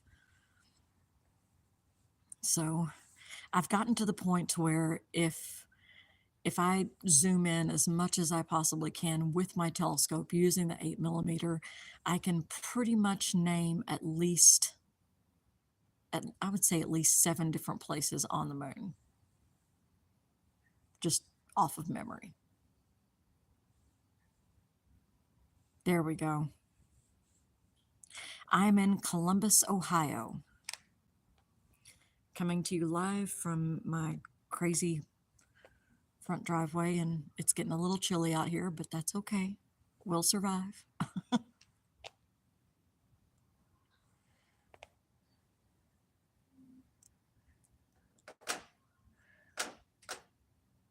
Now, all this color variation that you're seeing is due to the sunlight that is coming through Earth's atmosphere and it's being bent by our atmosphere. Our atmosphere is acting like a really big lens that is refracting and bending that light into a rainbow, the same way that a water droplet bends light and creates rainbows up in our skies.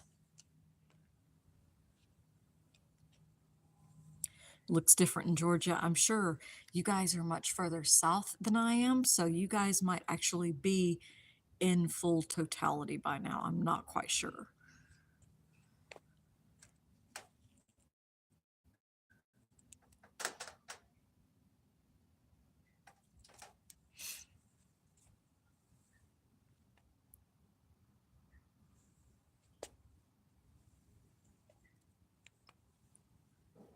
Look at that color variation. That's so beautiful.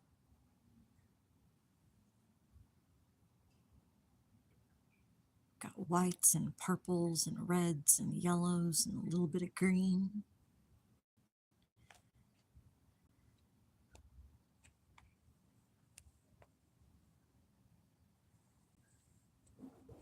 Let that hit the center, and that way you guys can take a really good shot. And get ready to hit that button right about now.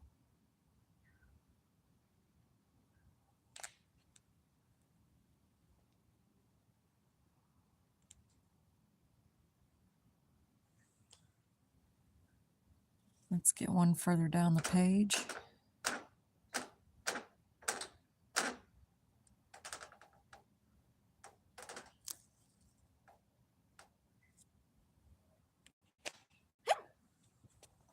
There we go. That seems to be the sweet spot for getting all the color. I think that's the very center of my lens.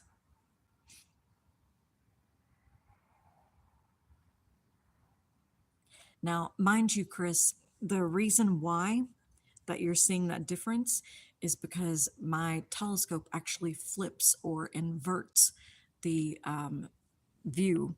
So what's actually at the bottom of our screen is actually the north or the top side of the moon. What's at the top right hand side is actually the bottom portion of the moon in the sky. So the reason why you're seeing that as being different in between what you're seeing here and what is up in the sky is because of the type of telescope that I have. It is a Dobsonian telescope. I have multiple mirrors inside of my telescope, and so it inverts or flips the view.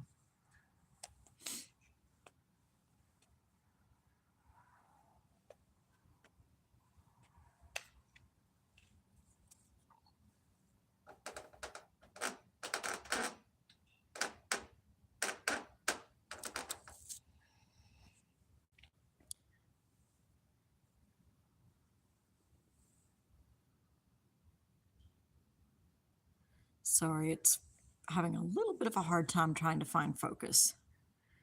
But is that not just beautiful? Yes, I will be posting this live.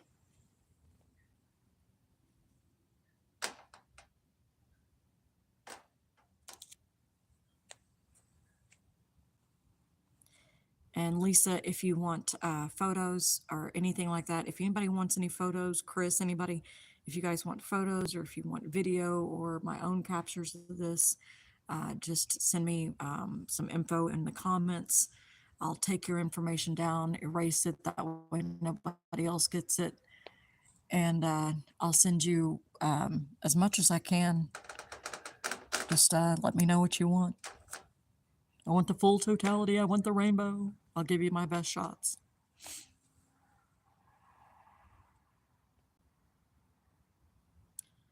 That is just stunning.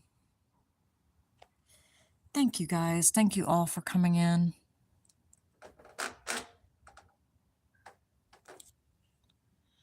What a gift to have so many wonderful people out here just hanging out with a crazy redhead. Oh, wow. Look at that really bright green off to the lower left-hand side. And then the purples on the upper left. Ah, stop that.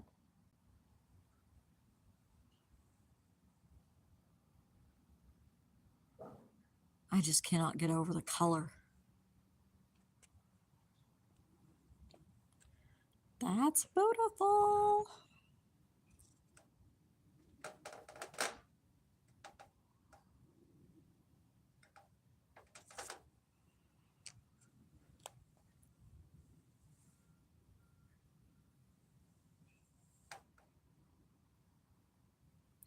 Get ready to take a screen grab if you would like. Right now, you'll have the full disc.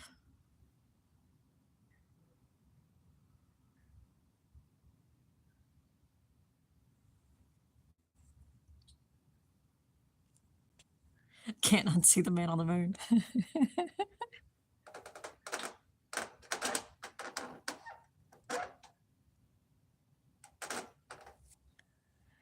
Now, let's see here. Do I have clear skies tomorrow?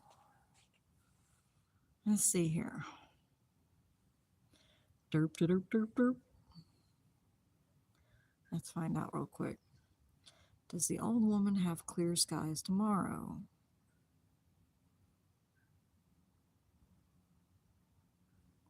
Why, heck no. I'm going full white out. Oh, wait a minute, wait a minute. No, tomorrow, that is not even for here. Why am I stuck on Utica, New York? I should be in Columbus. Get forecast. Refine the map, dum-dum. Okay.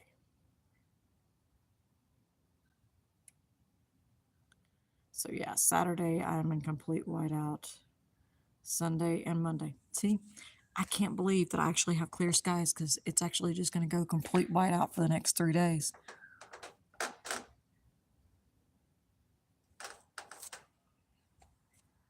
Now, for anybody new that is coming in, what is happening is that light from the sun is going through our atmosphere. Our atmosphere of Earth is acting like a large prism or lens, and it is refracting or bending the light and causing and throwing up all this color onto the moon, just like a rainbow in the sky.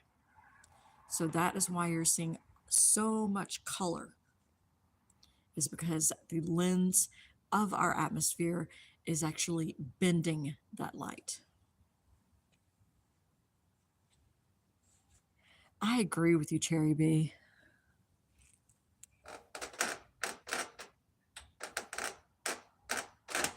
Not that far.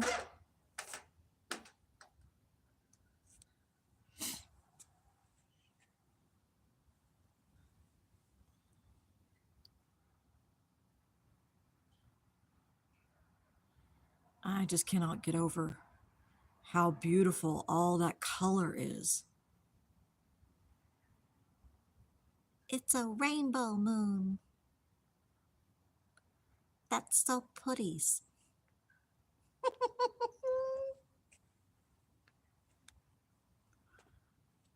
Oh, wow.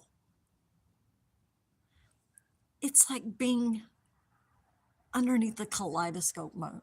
That's what I'm going to call it, the kaleidoscope moon. That's beautiful. It just throws all of this color.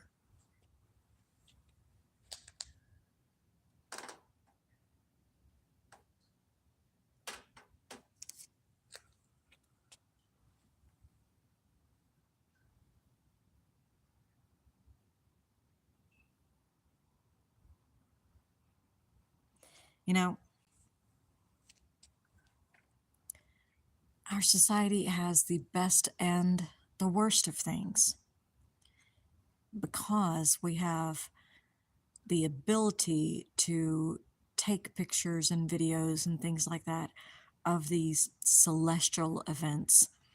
But back in the day, we didn't have all of this light pollution, and people, instead of watching TVs or whatever, they would come together and watch the skies at night.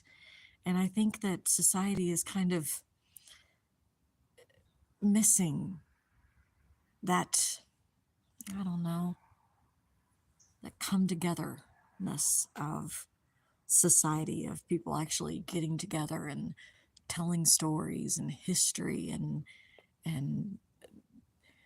just word of mouth, singing songs, telling stories.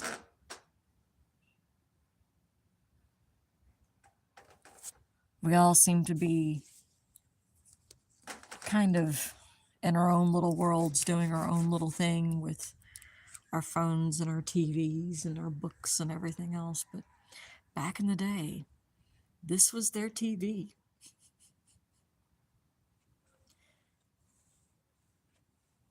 I feel rather blessed to be able to share it with you guys. Thank you.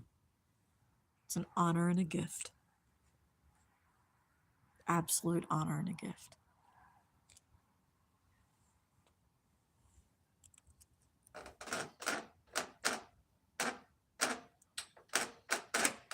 Ah! She's done yeeted the moon. Not that far down, you silly wabbit.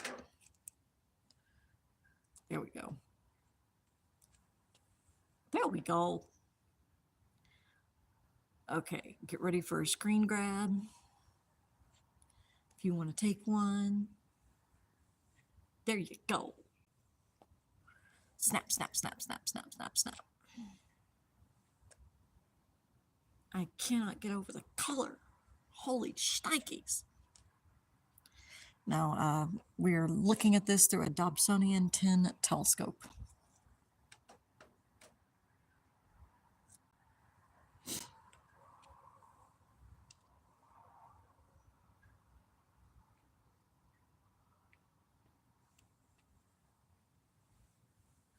Oh, wow. That color is just smashing, darling, just smashing.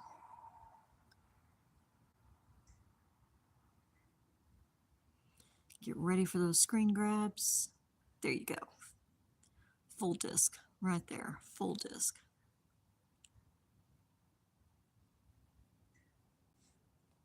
Beautiful. Now we're starting to lose quite a bit of that color there at the bottom.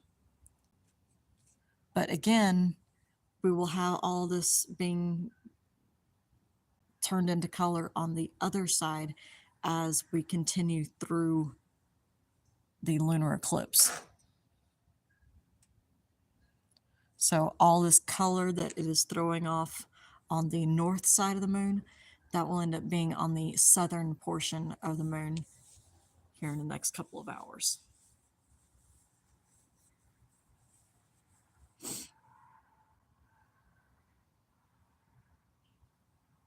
So yeah, this is just a kaleidoscope of color all evening.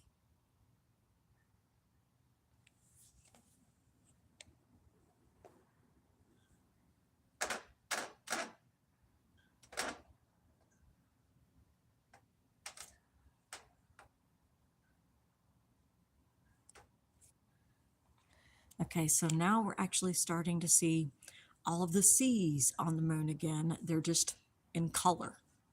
In living color. Yeah, I didn't grow up in the 80s or anything. All right, Dad's chair. I can't stand on my feet for that long. I'm wearing a hole in the bottom of my shoes.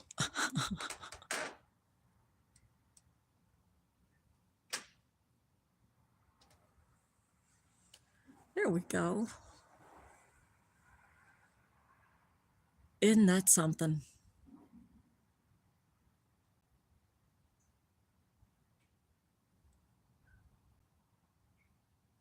That's just wowza.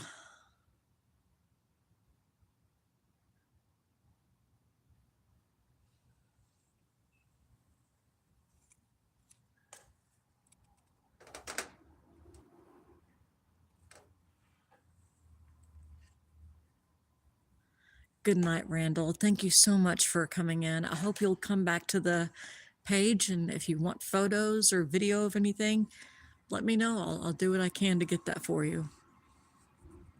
Hey, Joe, what do you know?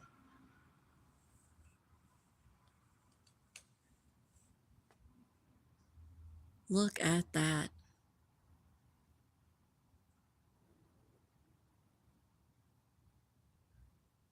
That's just so pretty. So, so pretty. You're so welcome, Randall. Thank you so much for coming in and for sharing this beautiful spectacle with us this evening.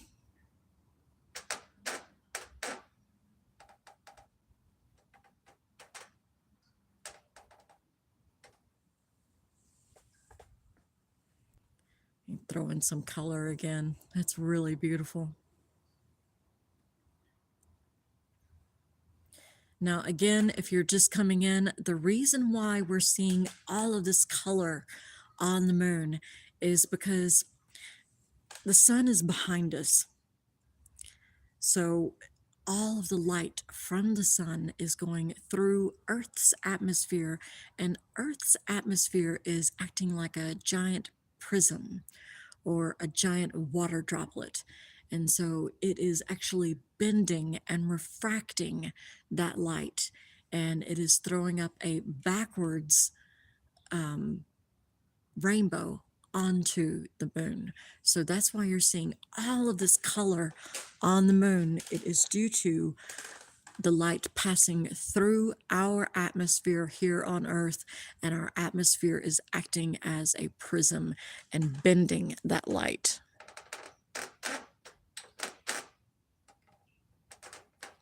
So Earth's atmosphere is acting like a really big water droplet, and it is giving us all these beautiful colors on the moon. Now, everybody talks about the blood moon and this, that, and the other. No, this is the rainbow moon. I think they made a huge mistake naming this, because this is not a blood moon. This is a rainbow moon. It might be red for a long period, but this beats anything I've ever seen in my life. Look at the color.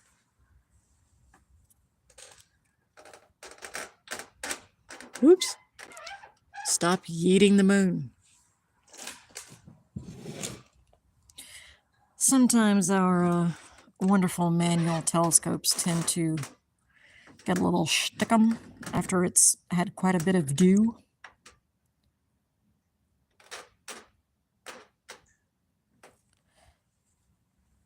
There we go.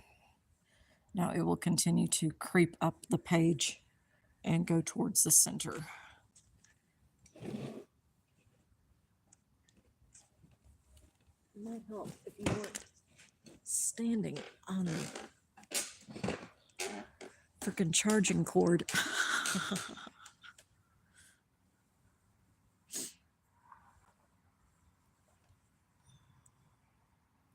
Just got back from the vaudeville show. How you doing, Joe? Thanks for stopping in. Oh, Cherry Bee, thank you so much. What a gift to have all of you in here this evening. It's just wonderful getting to share something so amazing and beautiful with people that really are enjoying the moment for what it is.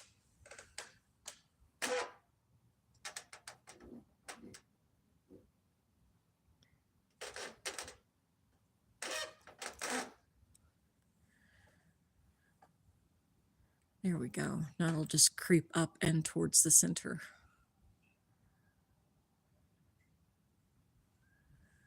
Ah, Joe, look at the color that is being thrown off onto the moon from our atmosphere. Is that not just beautiful? It's a rainbow moon.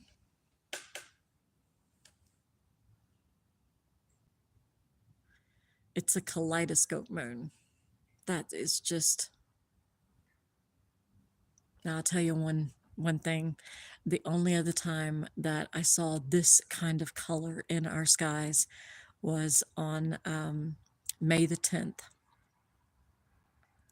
And that was during the first aurora night that we were actually able to see here in Ohio. And that was last year. And that was after we had that huge CME that was thrown off.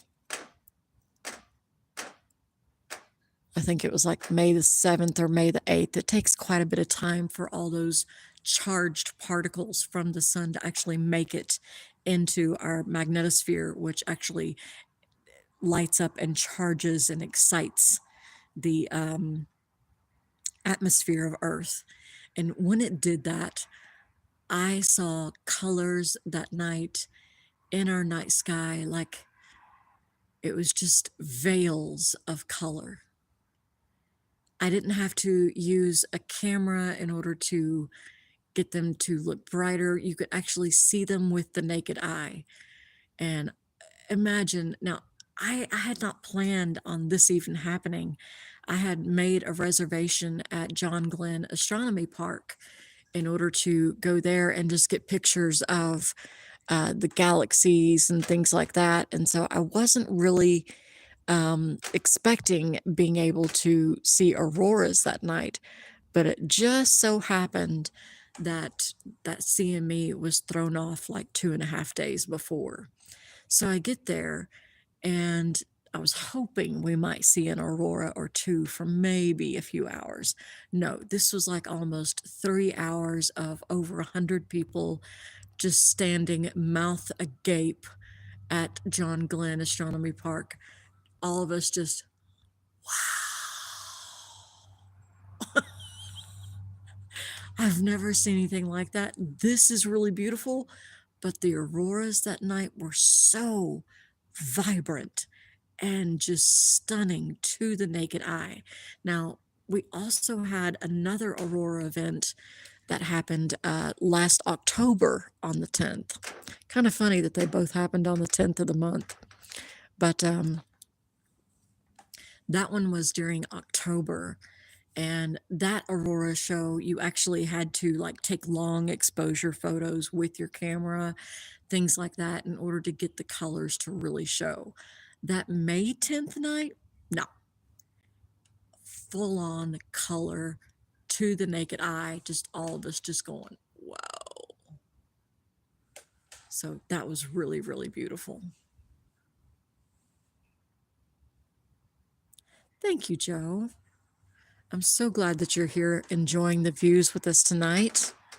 I'm just a crazy hobby astronomer that lives in Columbus, Ohio.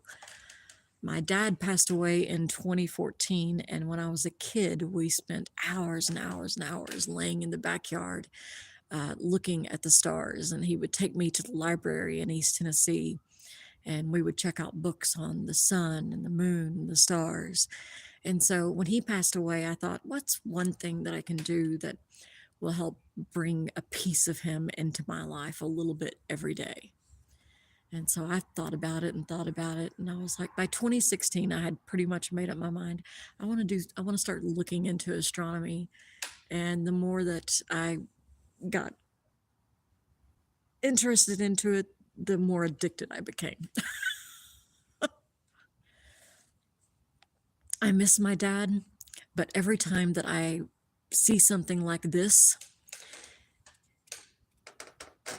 he's not here, but it is kind of a mental connection, if you know what I mean.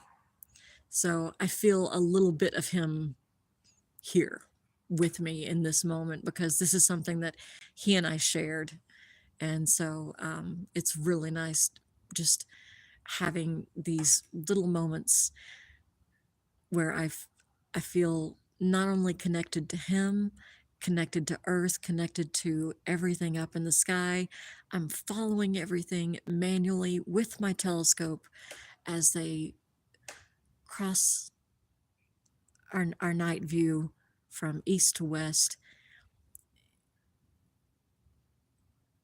I really feel sometimes like it's grounding me.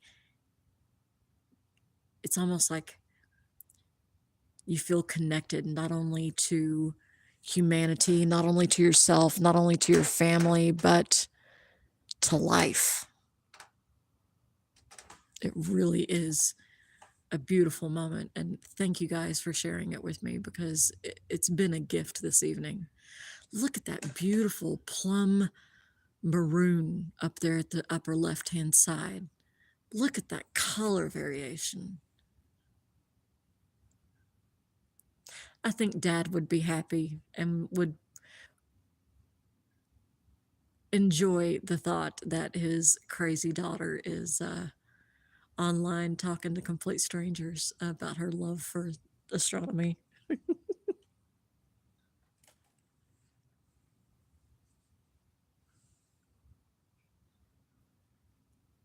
Agreed.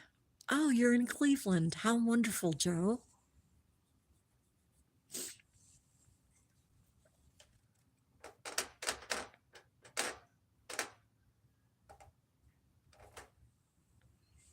I'm in Columbus, Ohio. We're just enjoying this from our state's capital.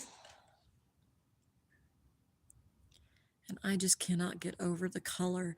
Now, Joe, if you have, if you want to take photos during my live, you are more than welcome to snap photos. In fact, we've got the full disk of the moon coming up here any second. There you go. So if you want to take snapshots, you're more than welcome to do so.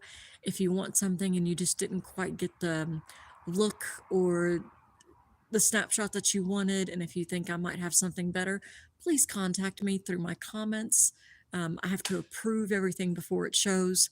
So if you leave me a contact info in my comments, then I'll be able to pull that out. I won't post it, I won't actually put it out there, but I'll retain that information and then I'll send you an email and be like, hey, what photos or whatever did you need? But I have no problem sharing any of our beautiful views. In fact, it would be an honor for me to do so in memory of my dad, in memory of Wayne. Isn't that color just beautiful?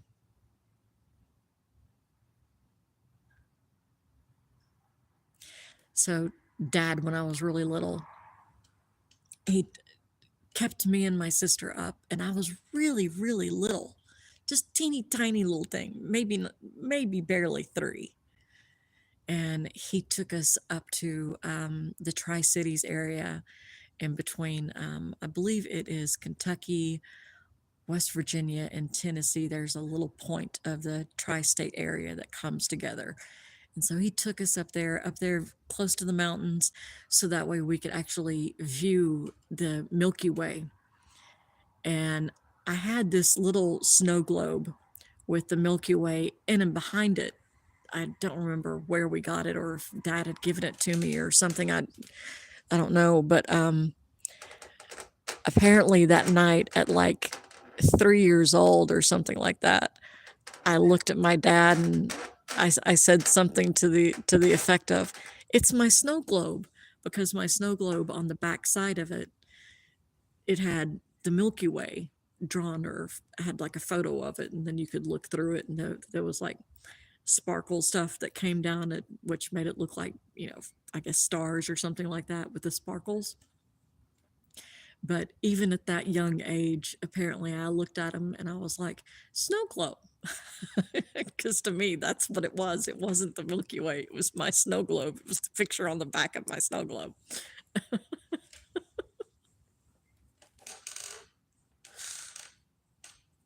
Oh my goodness, look at that. That is just beautiful. Just beautiful. I'm going to have to go scream in my pillow again. I'm getting too excited. I can't be this loud with my neighbors. They'll be like, why is that crazy lady out there talking to herself?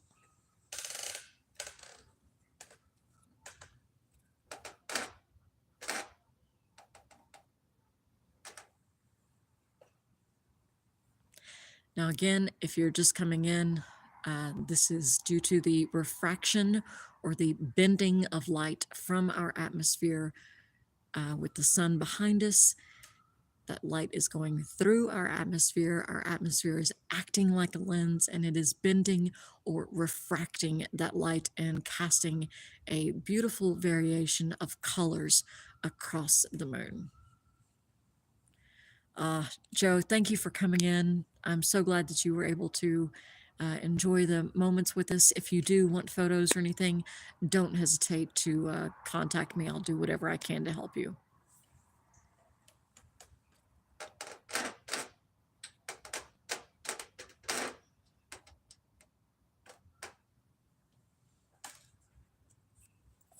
I just cannot get over that color.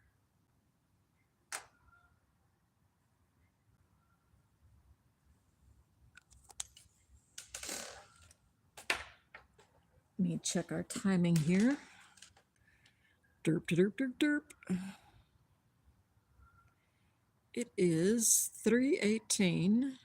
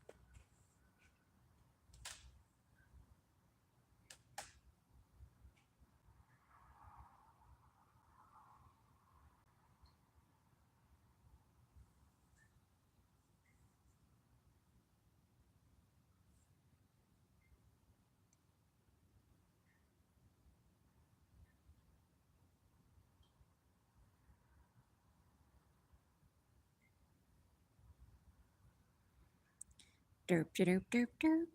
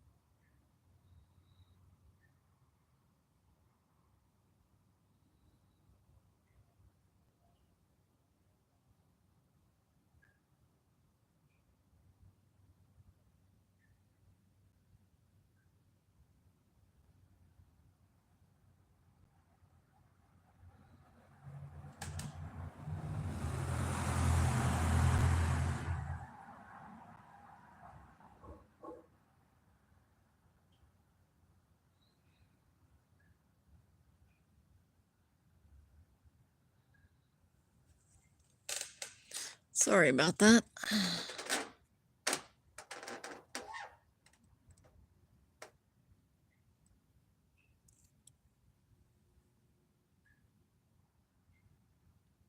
Now, here in Columbus, we will not have a full, I guess you could say, totality. The whole entire moon is not going to go completely red. And the reason why that is that the path of complete totality is mostly over the western side of the United States. So states like Washington, Alaska, California, those western states, they have a full totality. Here on the eastern coast, we have a partial totality. Joe, thank you so much. Thank you so much.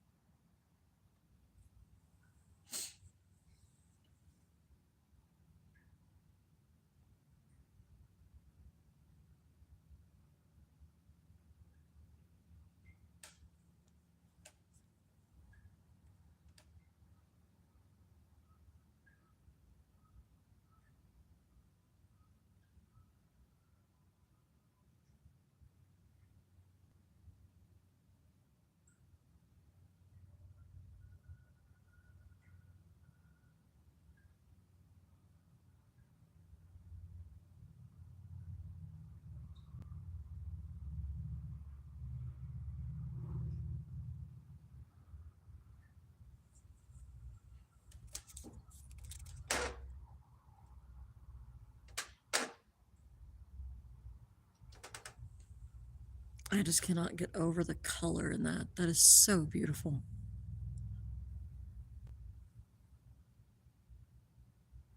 And again, if you were just joining, what you're seeing right now is light from the sun is passing through Earth's atmosphere, and Earth's atmosphere is acting like a prism or a lens, and that is throwing off all of this color onto the moon.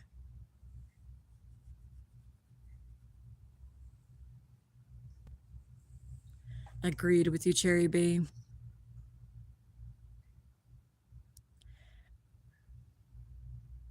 I like the fact that I am able to connect with people across the world.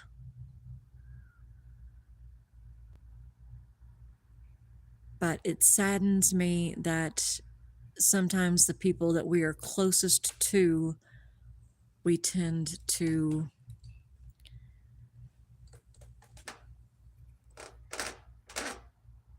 not spend as much quality time together. Like, we get lost in this effect of always being on our phones or watching a show or reading a book or doing something else. We used to have a great deal more time spent just having conversations, spending time together. And I think society is missing that.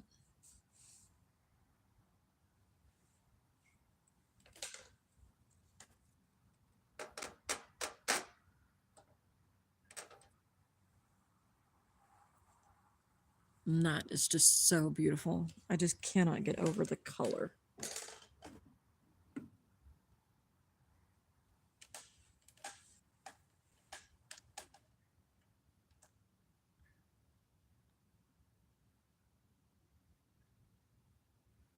That is really beautiful. It's a kaleidoscope moon. It's not a blood moon. It's a rainbow moon.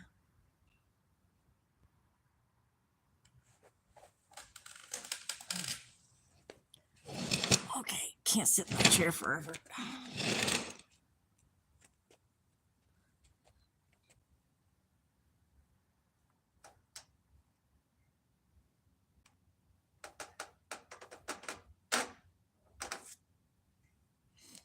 There we go.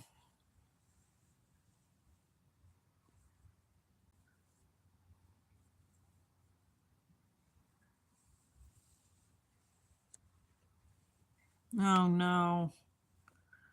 Well, Natalie, thanks for coming in, my friend. Everybody, if you're in here, go sign up and watch Space is Beautiful as well.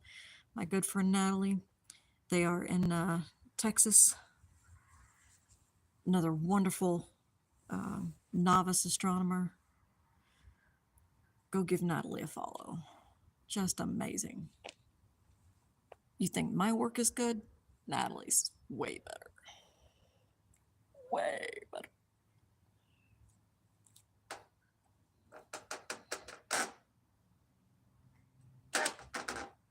Natalie has like twice the amount of gadgets and telescopes and everything else.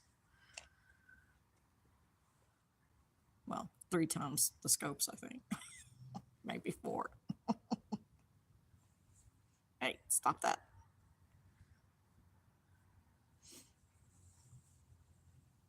Okay, so the man on the moon is actually starting to turn light again.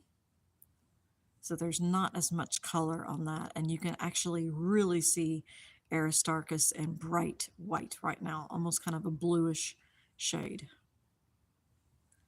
Got 5, soon to be 6 telescopes. Yeah, see, Natalie's got the stuff. I have 1 telescope.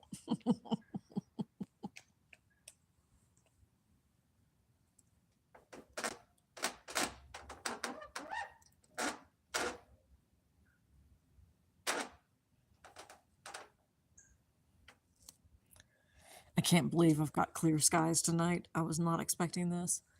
I figured I'd have like nothing but just complete whiteout with clouds and stuff, but amazingly enough. Totally agree. My children are all grown, but my nephew and nieces just work around with their heads stuck in their phones, tablets. They don't realize how much they're missing. We do. We tend to get lost in our own little worlds, and it's like, I don't know. Maybe it's just because I feel it more. I think some people, they just never really notice. Maybe they've lived in this environment for so long that they just don't recognize it. Maybe, I don't know.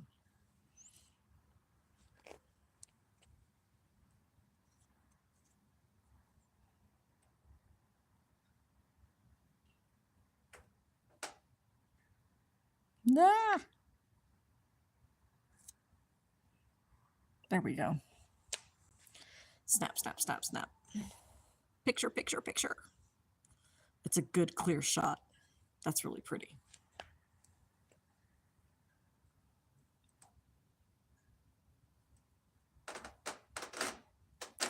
Do it again. Let's do it again. There we go. Natalie, I feel you, man. I cannot believe.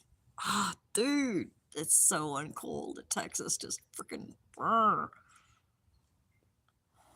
What a freaking pain in the Watusi. Texas, you should have had clear skies for my main friend, man.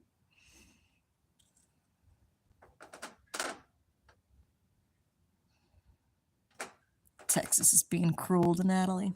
It's just no cool. Not cool, my friend. Not cool. You're supposed to take care of my astro buddies.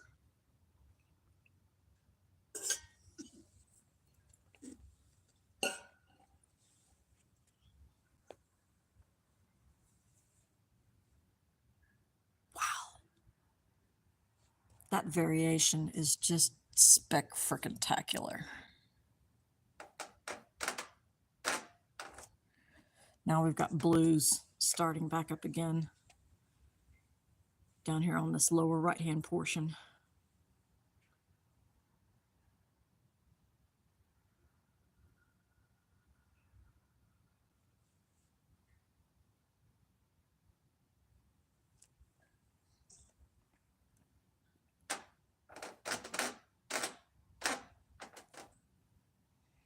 There we go.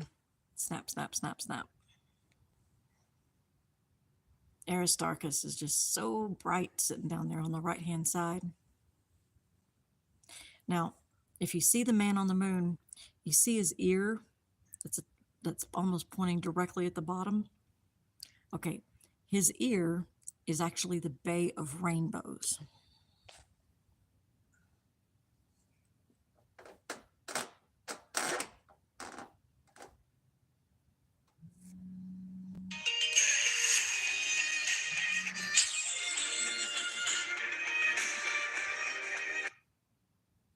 Okay, so that was the, whoops, stop that. That is the totality ending for the West Coast. So now we're going to start coming back out of this phase.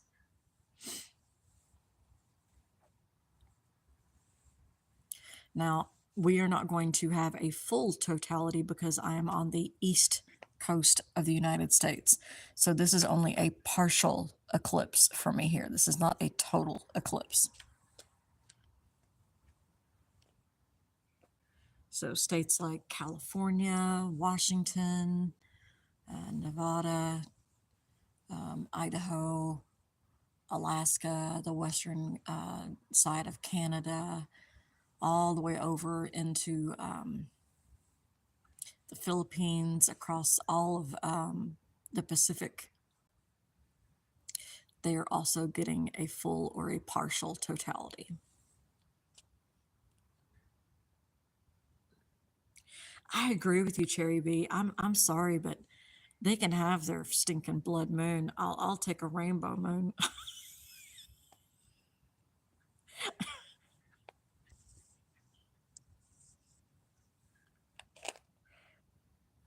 Hours and hours of a rainbow moon? Sure, no problem. We got that. We got that in droves.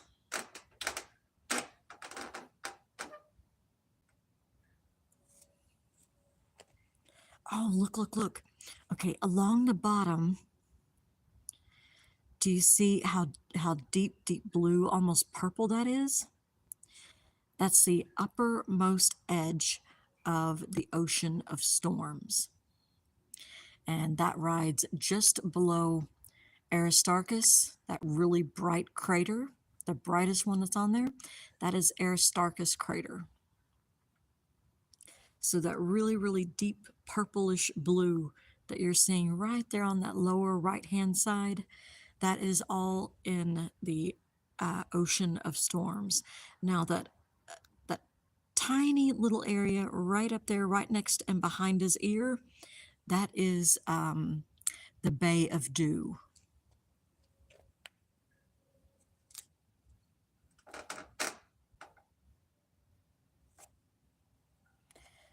Now, that tiny little dot that you see, it's not exactly tiny, but it's quite a bit darker, and it's just at the top part of the Man on the Moon's head. That is Plato crater. Looks like somebody pushed their fingertip into the sand and left a perfect oval at the top of the Man on the Moon's head. You see it? That's Plato crater.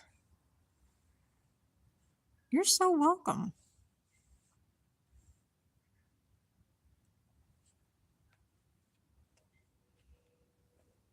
That's why I spend so many hours falling asleep with my moon globe.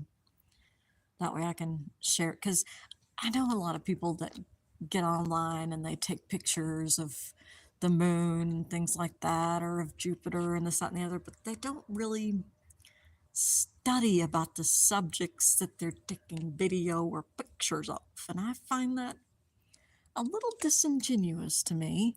So I decided, you know what, if I'm going to do a YouTube or Tick or whatever page on this stuff, then I better know what in the heck I'm talking about.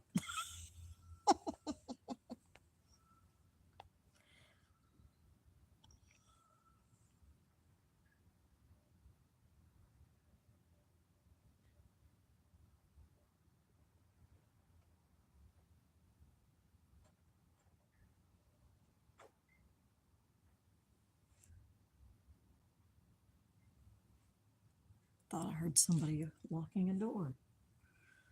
That's kind of a creepy sound in the middle of the night.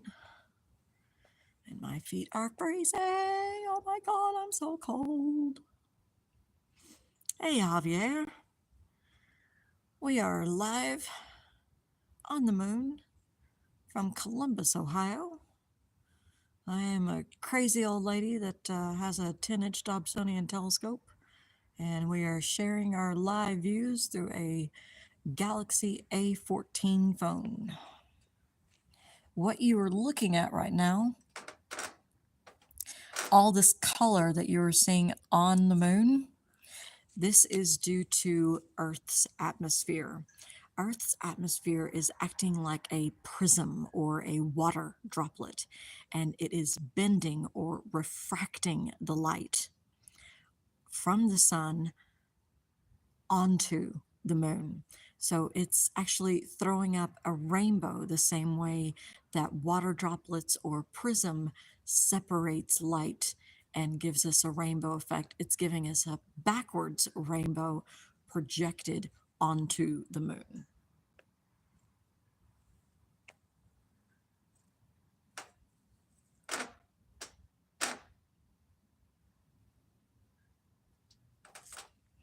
Now, this bright area on the lower left-hand side that you are viewing right now, that is Earth coming. It's actually not throwing as much of a shadow or any at all, just on that outer edge.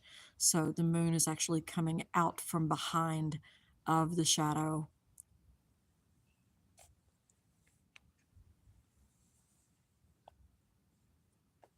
So totality has completely passed, and we have now started the second part, which is where it lightens up again.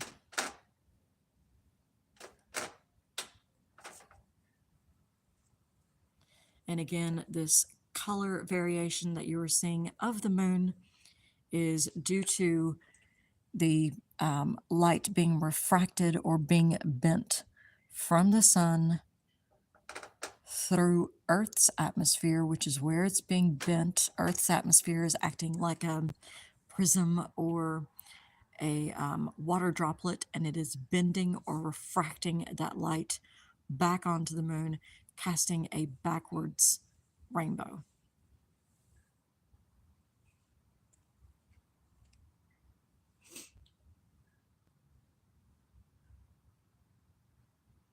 Oh, wow, Cherry B.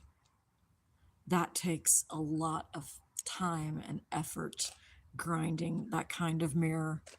Hats off to him. That's a feat in and of itself. I'm terrified that if I sneeze on mine the wrong way, I'll end up scratching it.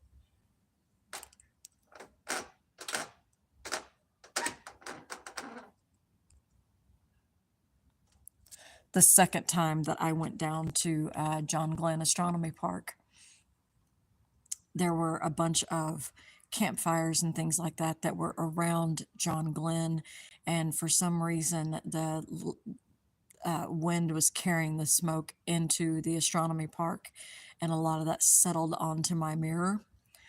When I came home, I had to take my telescope apart and clean my mirror, and I thought, oh my God, if I screw this up, I have $1,000 paperweight. A whole year from start to finish. Wow.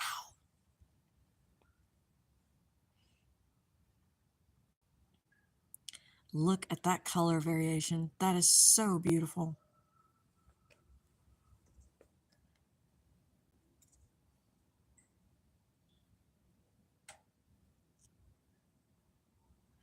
Let's see if we've got any stars out here. Nope. Not right now. I bet they're in and behind the moon.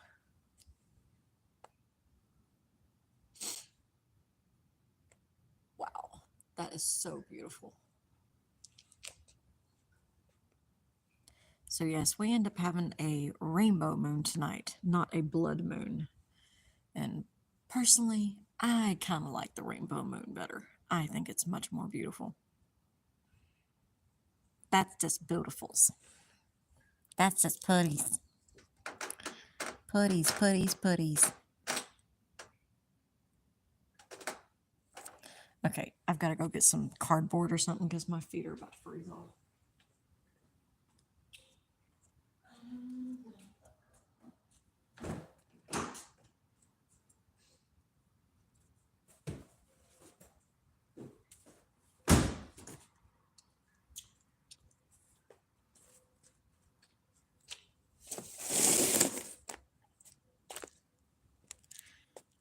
Okay, now I'm standing on cardboard, which gives me a buffer in between my cold driveway concrete, which is sapping all the heat out of my feet.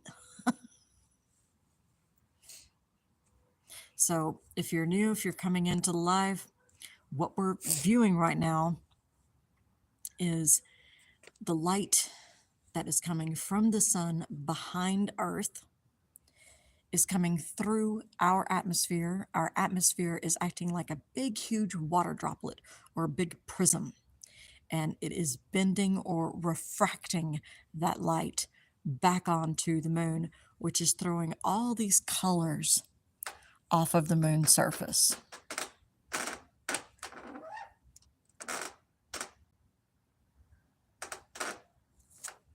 And that is why you're seeing such a kaleidoscope of color that's being thrown onto the moon right now. So we've got really deep reds, we've got some oranges in there, got a little bit of a whiter area, and then it goes down into this blue.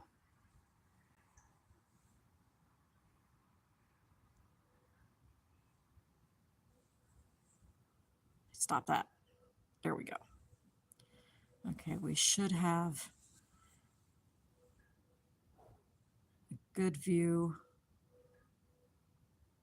to get a full shot of the moon any second now.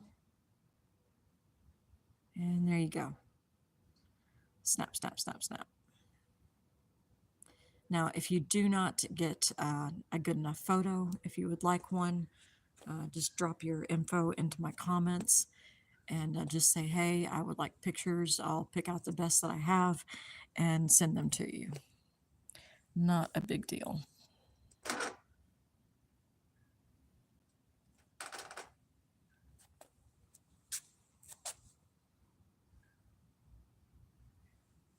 Also, I have to approve any of the comments and stuff like that. So if you leave your info, I'm not just going to leave it up there.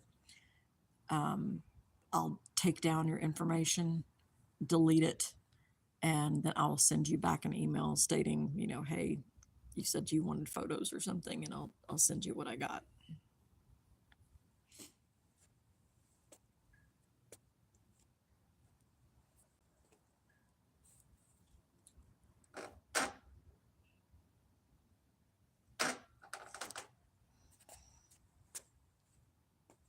Look at that. That is just beautiful.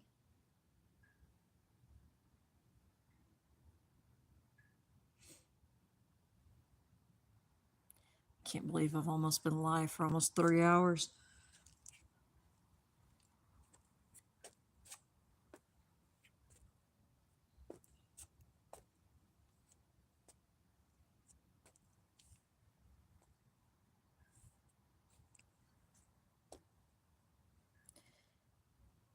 Again, my name is Robin.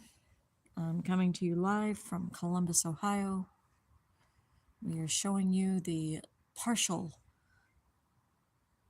lunar eclipse. The full eclipse actually occurred on the west coast of the United States, across the Pacific.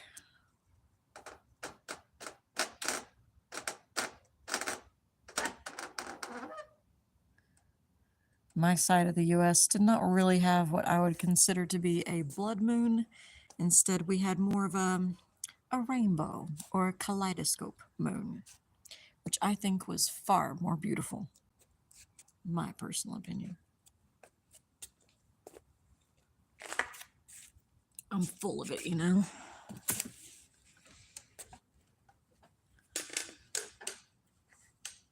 Dad's old creaky chair.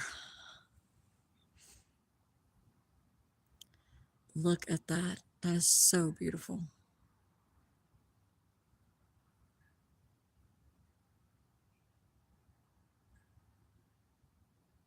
Thank all of you guys for coming in and enjoying these views with me.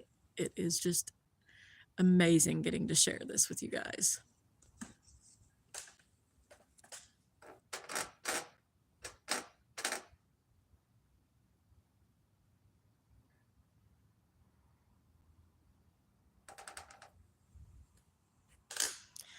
Oh, wow.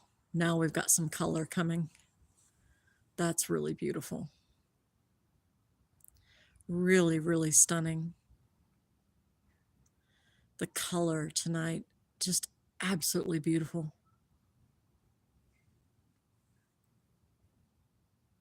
This is very close to the aurora night. Not quite as beautiful, but very, very close.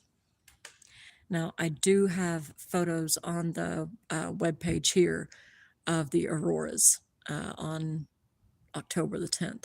I did not know how to take pictures of the auroras the first time that I saw them on May 10th with my phone. I thought that I had to have special equipment. Did not know that I could have taken photos that whole entire night. But I did learn how to take photos of the aurora before the October event. So I do have the October auroras on my webpage from John Glenn Astronomy Park. And John Glenn Astronomy Park is just south of here near Hocking Hills.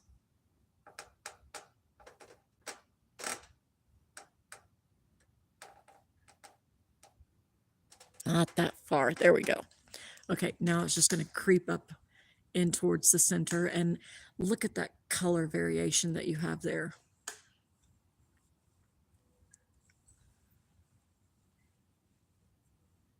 Oh, so you're going to have a full lunar eclipse on the 7th of September. So yeah, we are going to have 2 this year. I did see that.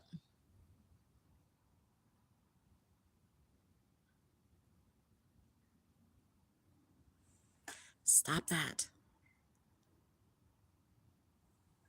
There we go.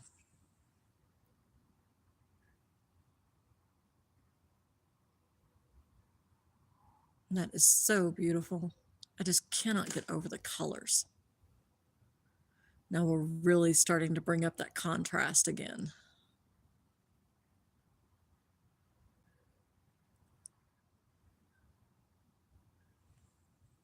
Ah. There we go. Snap, snap, snap, snap, snap.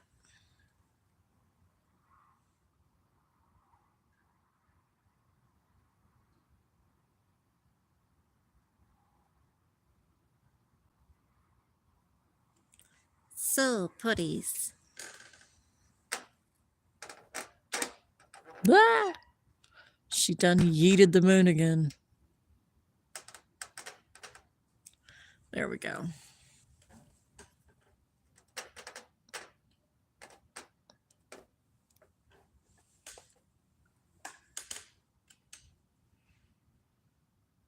Dang, it's chilly. My old toesies are about to fall off. And I got hours to go. Frigid, frigid bird. Okay, hold on a second. I'm going to push this down and a little bit further more because I have to run upstairs. Be right back.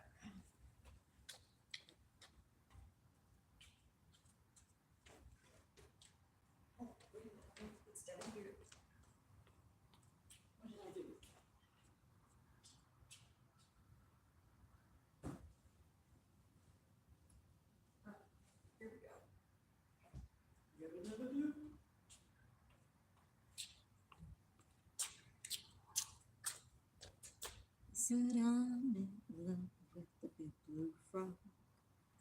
Big blue frog loves me. It's not as bad as it appears. He's got rhythm legs, 6'3". Well, I'm not worried much about our treats. No, they'll turn out.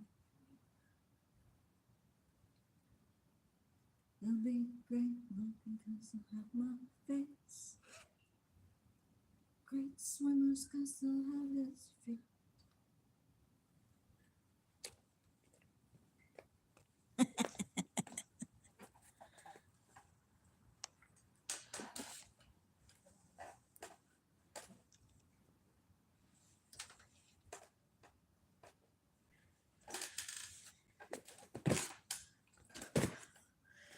Never hurts to have a little heated scarf to go around your feet.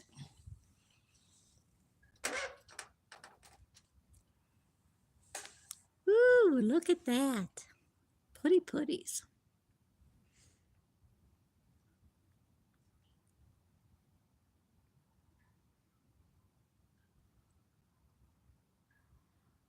That is so beautiful. I just cannot get over the variation. Snap, snap, snap.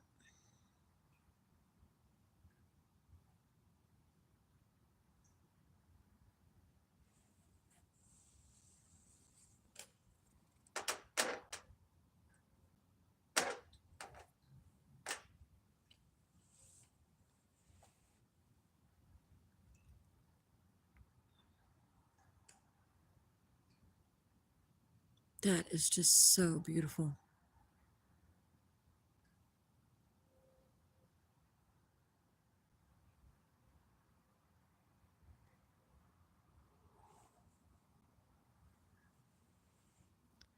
It's very rare that we get to view something so stunning.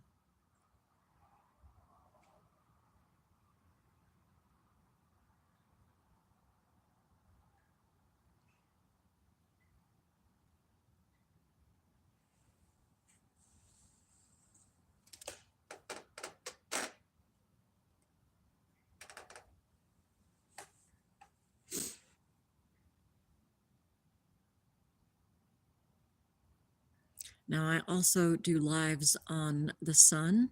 I have a white light filter, so I also do lives on the sun. I'm not as knowledgeable about the sun. I'm trying to rectify that. I just bought a couple of science books on the sun, but I'm not as knowledgeable about the sun as I am about the moon. But I do lives on the sun.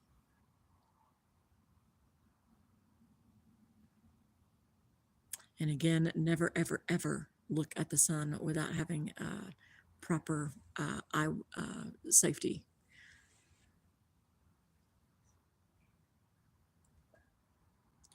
You'll burn your eyes out.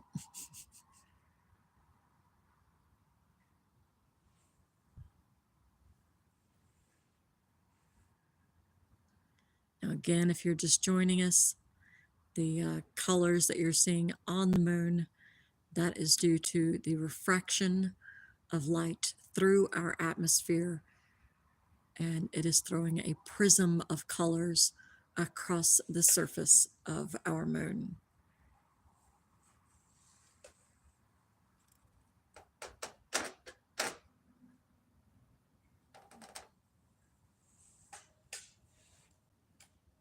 And we are really leaving totality now. We're almost, I would say, at a third of the way across the moon.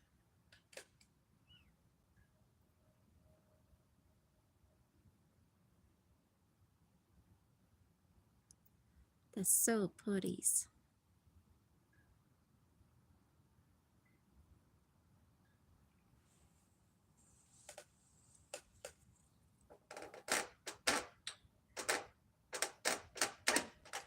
Ah!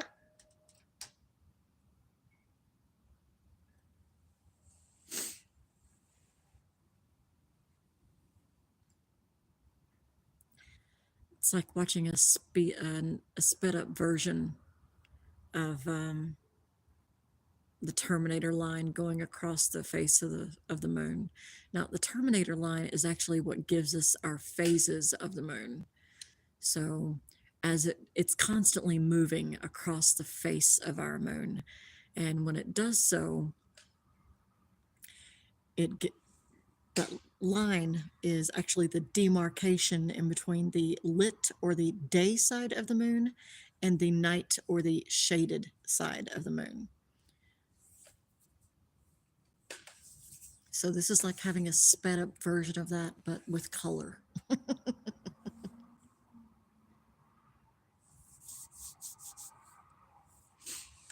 I'll tell you a funny story. So apparently, Al Bean and I believe it was Mike Collins, they were both astronauts, and they were on Apollo Mission 12. And apparently, they had planned on taking a photo using one of those just it's like a connected cord or something like that, so that way they could actually stand away from the camera and take a picture of them standing side by side with the only two men on the moon. So that was the whole entire plan. So they have snuck this, clicker, this, camera clicker, in one of their pockets and all this stuff. They went through this whole entire process of trying to get the stupid photo. And so they get up there, and one of them puts it inside of the moon rocks bag, so that way they can make sure they know where it is when they get out there. Well, they started collecting moon rocks before they dug that out, and they couldn't find it until at the very end of when they were doing their moonwalk. So at the very, very end, when they were climbing back into the limb, one of them happened to stick his hand back inside the moon rock bag and found that camera click button, so that way they could take photos at the very, very end. And they didn't have enough time to go out and take their photo shot. And so he looked at the other one. He was like, "That's it. I've had it." And he chucks it. So somewhere in Head Crater near Apollo 12, where they landed, there is a camera shutter button.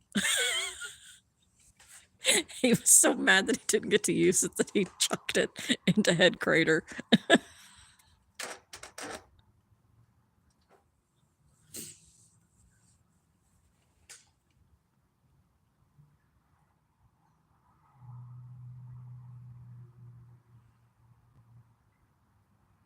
Look at that. That is so beautiful.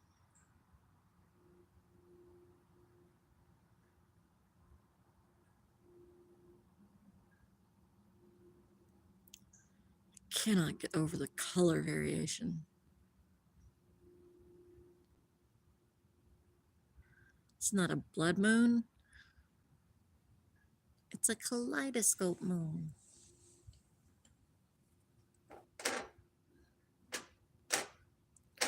Although now we're getting down into the reds and kind of a peachy orange. A little bit of a light blue on the end. But we should start having some definition coming up once we get past the halfway mark. Now, I'm wondering if this will do the same thing that I can do by zooming in, if we'll get more variation. No, not quite. Oh, there's a little bit of it. Oh, there we go. That is Copernicus crater, the large one.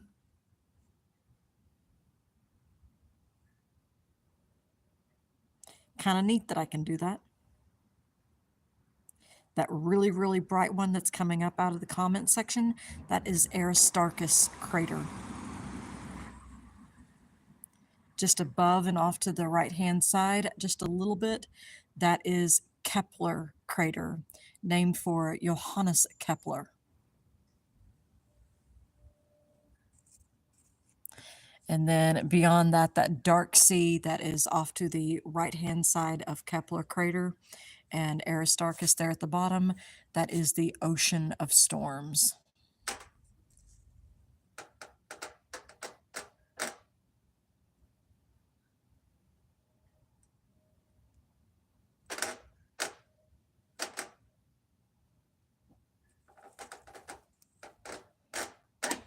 Ah!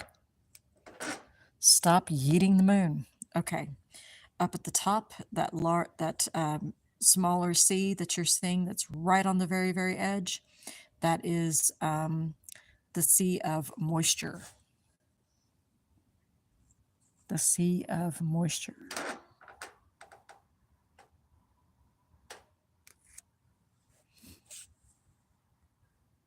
Come on. There we go.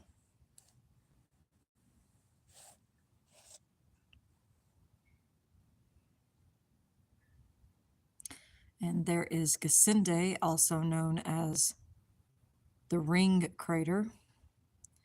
And it's at the very, very bottommost part of the Sea of Moisture, and it kind of looks like a diamond ring. You guys see it?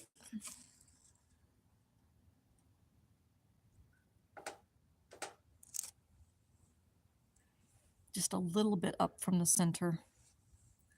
It's at the very bottommost part of the Sea of Moisture, going just underneath live.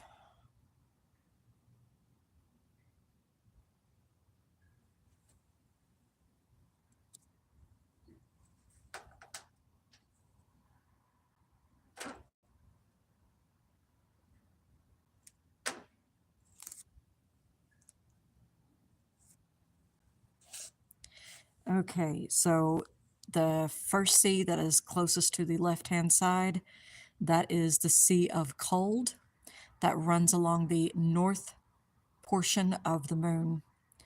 That smaller, dark, almost perfect oval shape, that is Plato crater. Just up and off to the right-hand side, there's kind of like a really long white mark.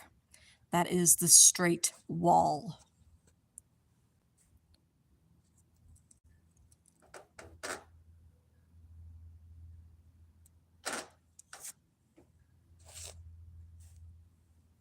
Now, that area that kind of looks like the Cookie Monster's been after, it's kind of cut out, makes up the Man on the Moon's ear. That is the Bay of Rainbows.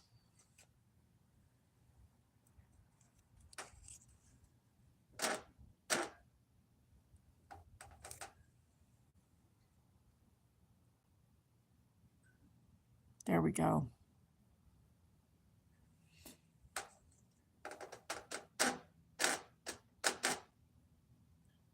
Ah!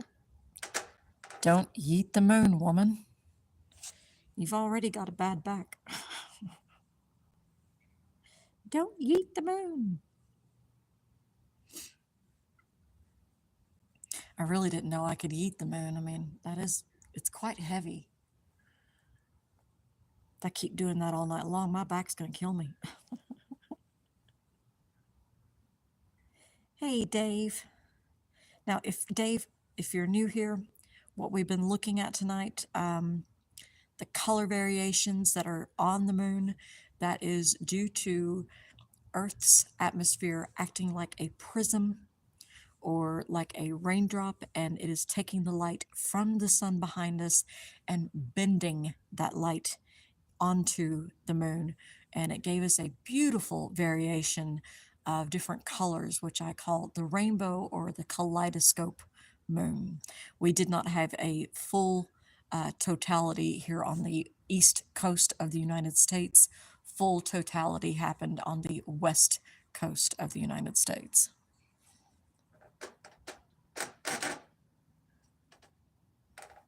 Ah!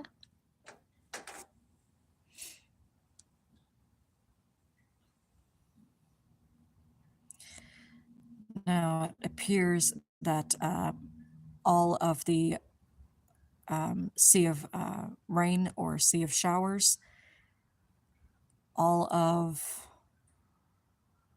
the ocean of storms, most of the sea of clouds, and all of the sea of moisture is now in full bright relief, or the day side of the moon, outside of the partial totality.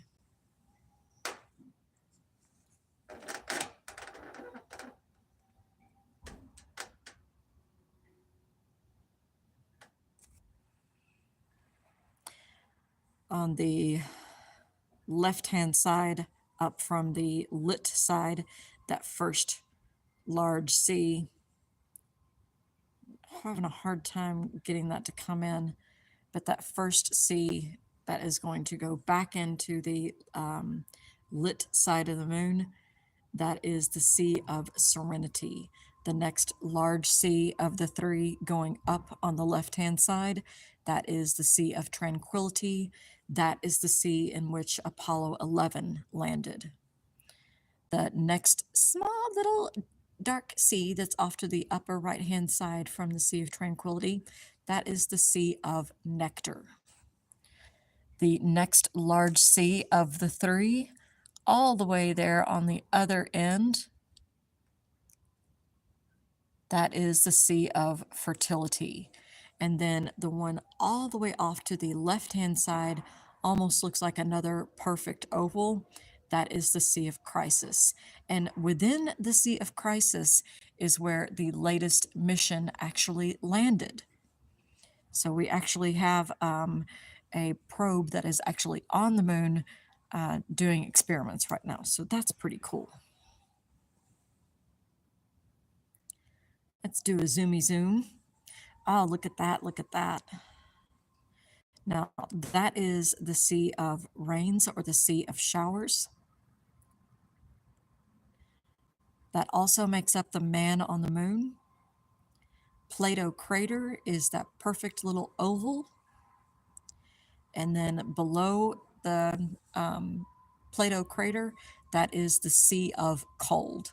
The Sea of Cold runs along the top or the northern side of the moon. Now, I know you're thinking, crazy lady, that's actually at the bottom of your page. Yeah, the reason why that is because of the type of telescope I have. I have a Dobsonian telescope, and my telescope actually flips or inverts the view of our moon. So what's up is up, what's up is down, and actually what's down is actually up. So the north side of the moon appears to be in my southern view, and the south portion of the moon appears to be in the north of my view. Now, for all of my videos and everything else that I actually put up, I flip everything back to way it should be, so that way it's Well, I guess it just confuses you guys because some of you come from my lives and then go to my main page and they're like, why is everything upside down? No, actually, that's the right way up. This is upside down. Does that make sense? I don't even know anymore. I don't even know what I'm talking about anymore.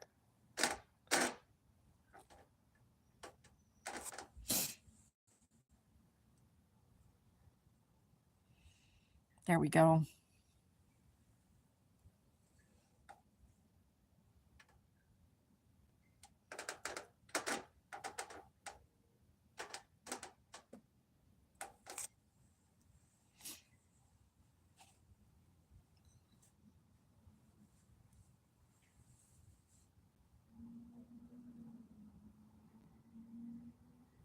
So it is now crossing across the Sea of Serenity, just up and to the right-hand side from the Sea of Serenity, that next little dark blob, that is the Sea of Vapors.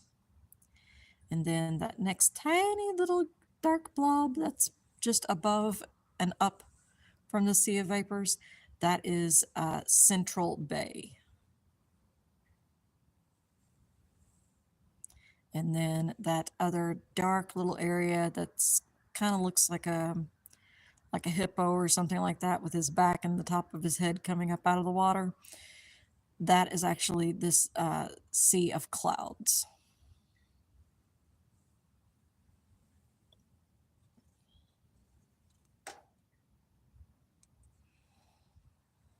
Now, here pretty soon, you're actually going to start seeing ejecta lines. Those ejecta lines are from where a large crater hit our moon a long, long time ago and created Tycho crater. The center of Tycho crater is 53.1 miles in diameter. And when it hit with a lot of force and it sent out tons and tons of debris smashing out in every direction. And when it did that, it left all these grooves that were actually ground into the moon. And it looks like all these tons and tons of lines coming out from the center of Tycho crater. Tycho crater is in the middle of the Highlands area, which actually reflects the most light.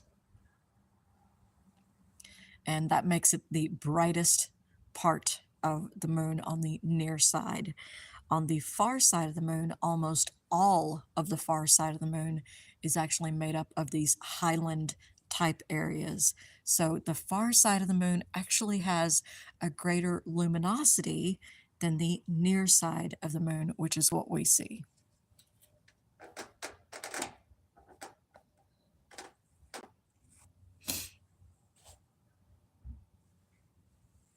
That's putties.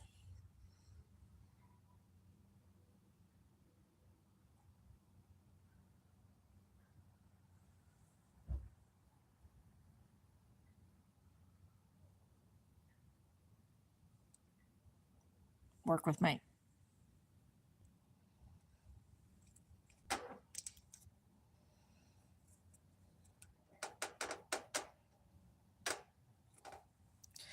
Okay, Copernicus crater is on the right-hand side. It's a large crater. That first dark area that you see that's a little bit larger, just up and to the left of Copernicus crater.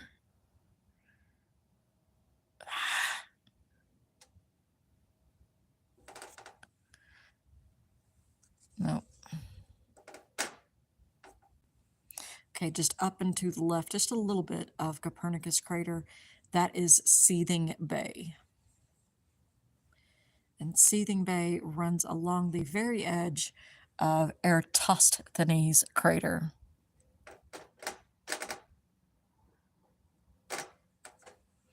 And Eratosthenes is kind of hard to make out, but you'll see kind of a line that's kind of jutting out, going towards Copernicus crater. At the very edge of that, on the left-hand side, is Eratosthenes. It's kind of marked in a tiny, much smaller, darker center. It's harder to... Oh, I lost my live there for a second. Sorry about that. I may be eating up my internet. Okay, there is Tycho crater coming back into view. The center round part of Tycho crater is 53.1 miles across.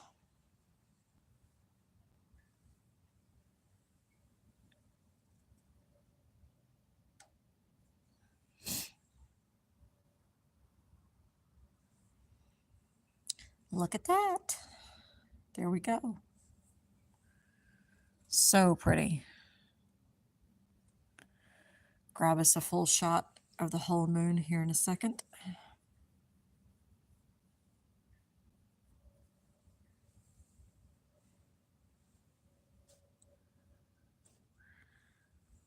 I'm not cold, I'm just freezing. Okay, it's like 44 degrees out here. Frigid bird.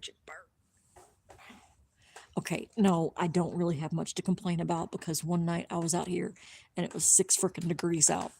Now, that night I really thought that I was going to freeze.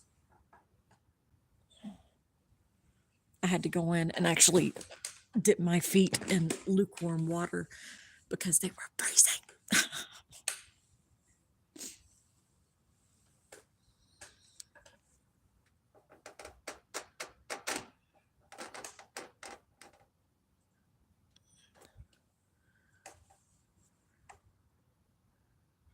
Now, it should work with me. It should creep back up here in a second.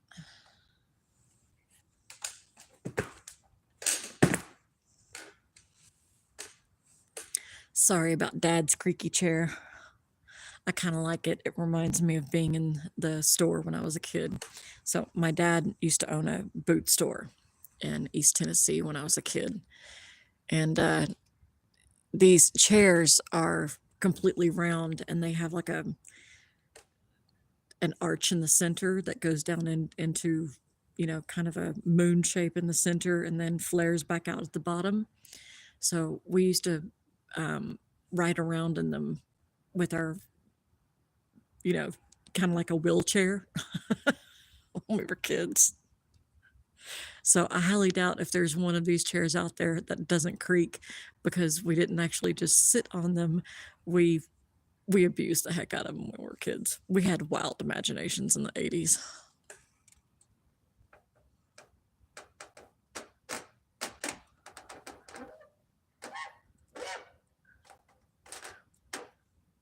So I'm 47 years old.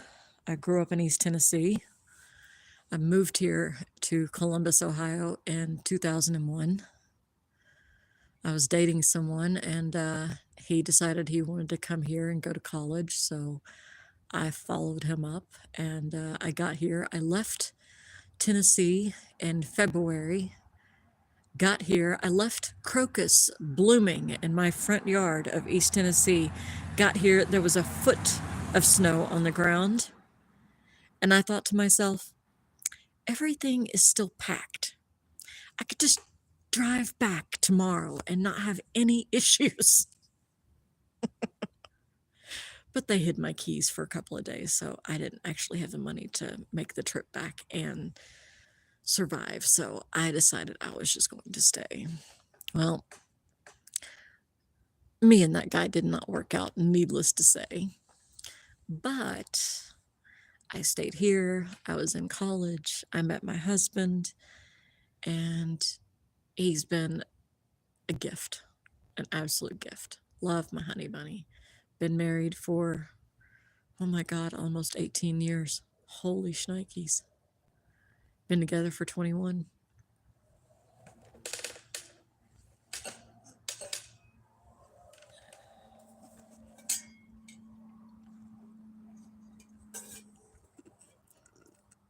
Ooh, cold coffee.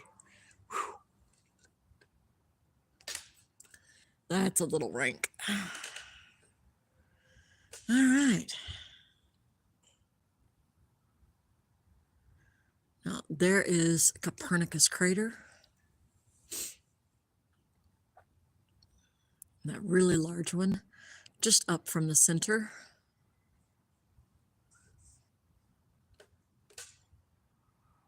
down a little bit and off to the right-hand side, that is Kepler crater. And then the really, really bright one, that is Aristarchus crater.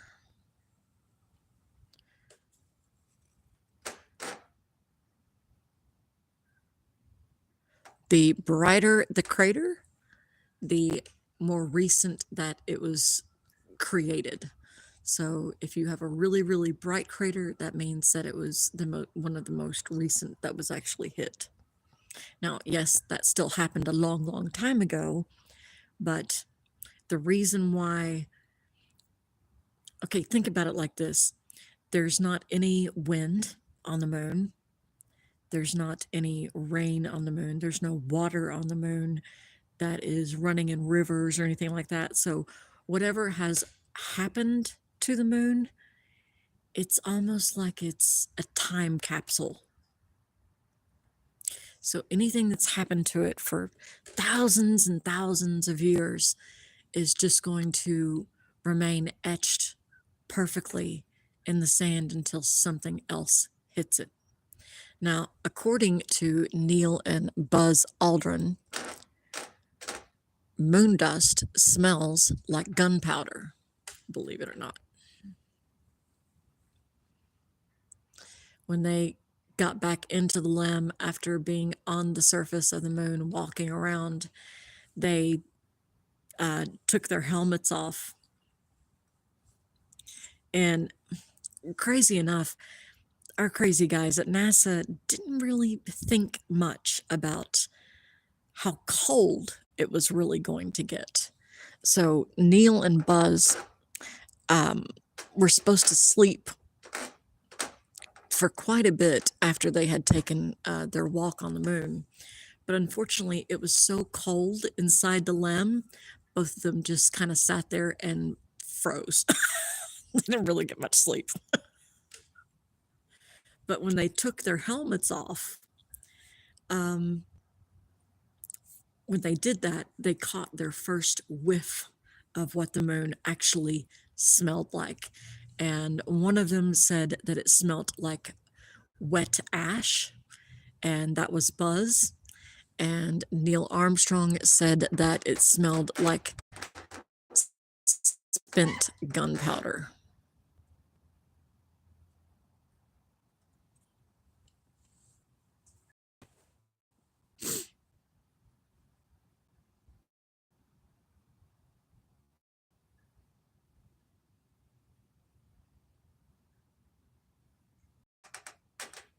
Sorry about that. I keep losing my live. Now, oh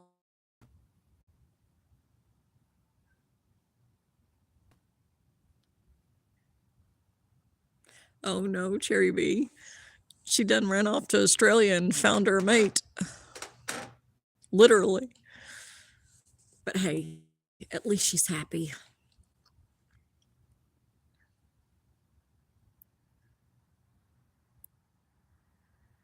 It's awful hard when they leave. When they finally take that last flight out of the nest. Now, amazingly enough, I did not have kids.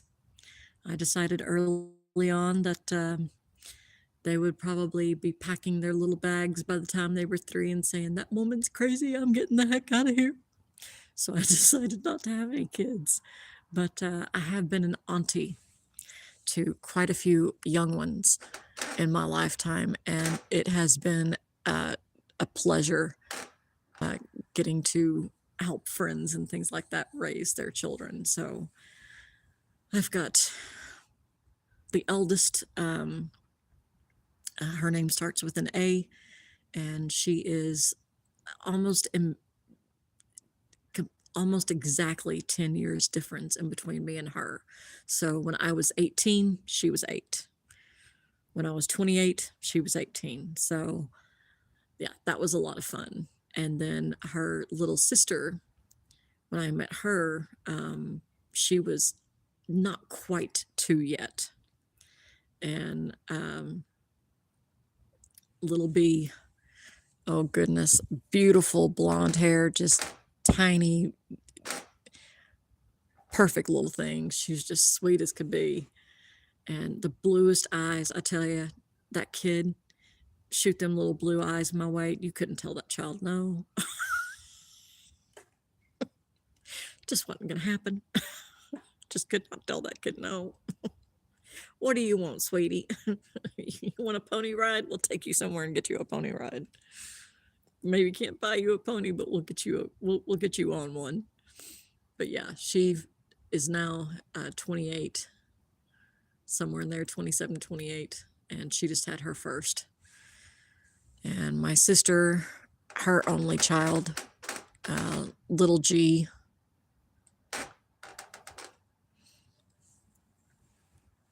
she just turned 18 and she's getting ready to graduate from high school this year. And it's just been an absolute pleasure watching her grow up. So she's the doll babies. They do grow up way too quick, though.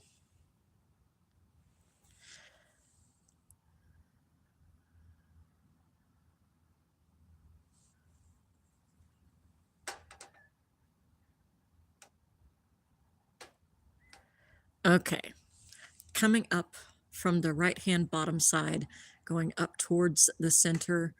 Do you see that weird little squiggle mark? Kind of looks like a weird M. Do you guys see that? It's going right through the center of the screen right now. On the left uppermost portion, at the bottom part of that M, on the very left-hand side of that, that is Hadley Rill. And Hadley Rill is where Apollo 15 landed.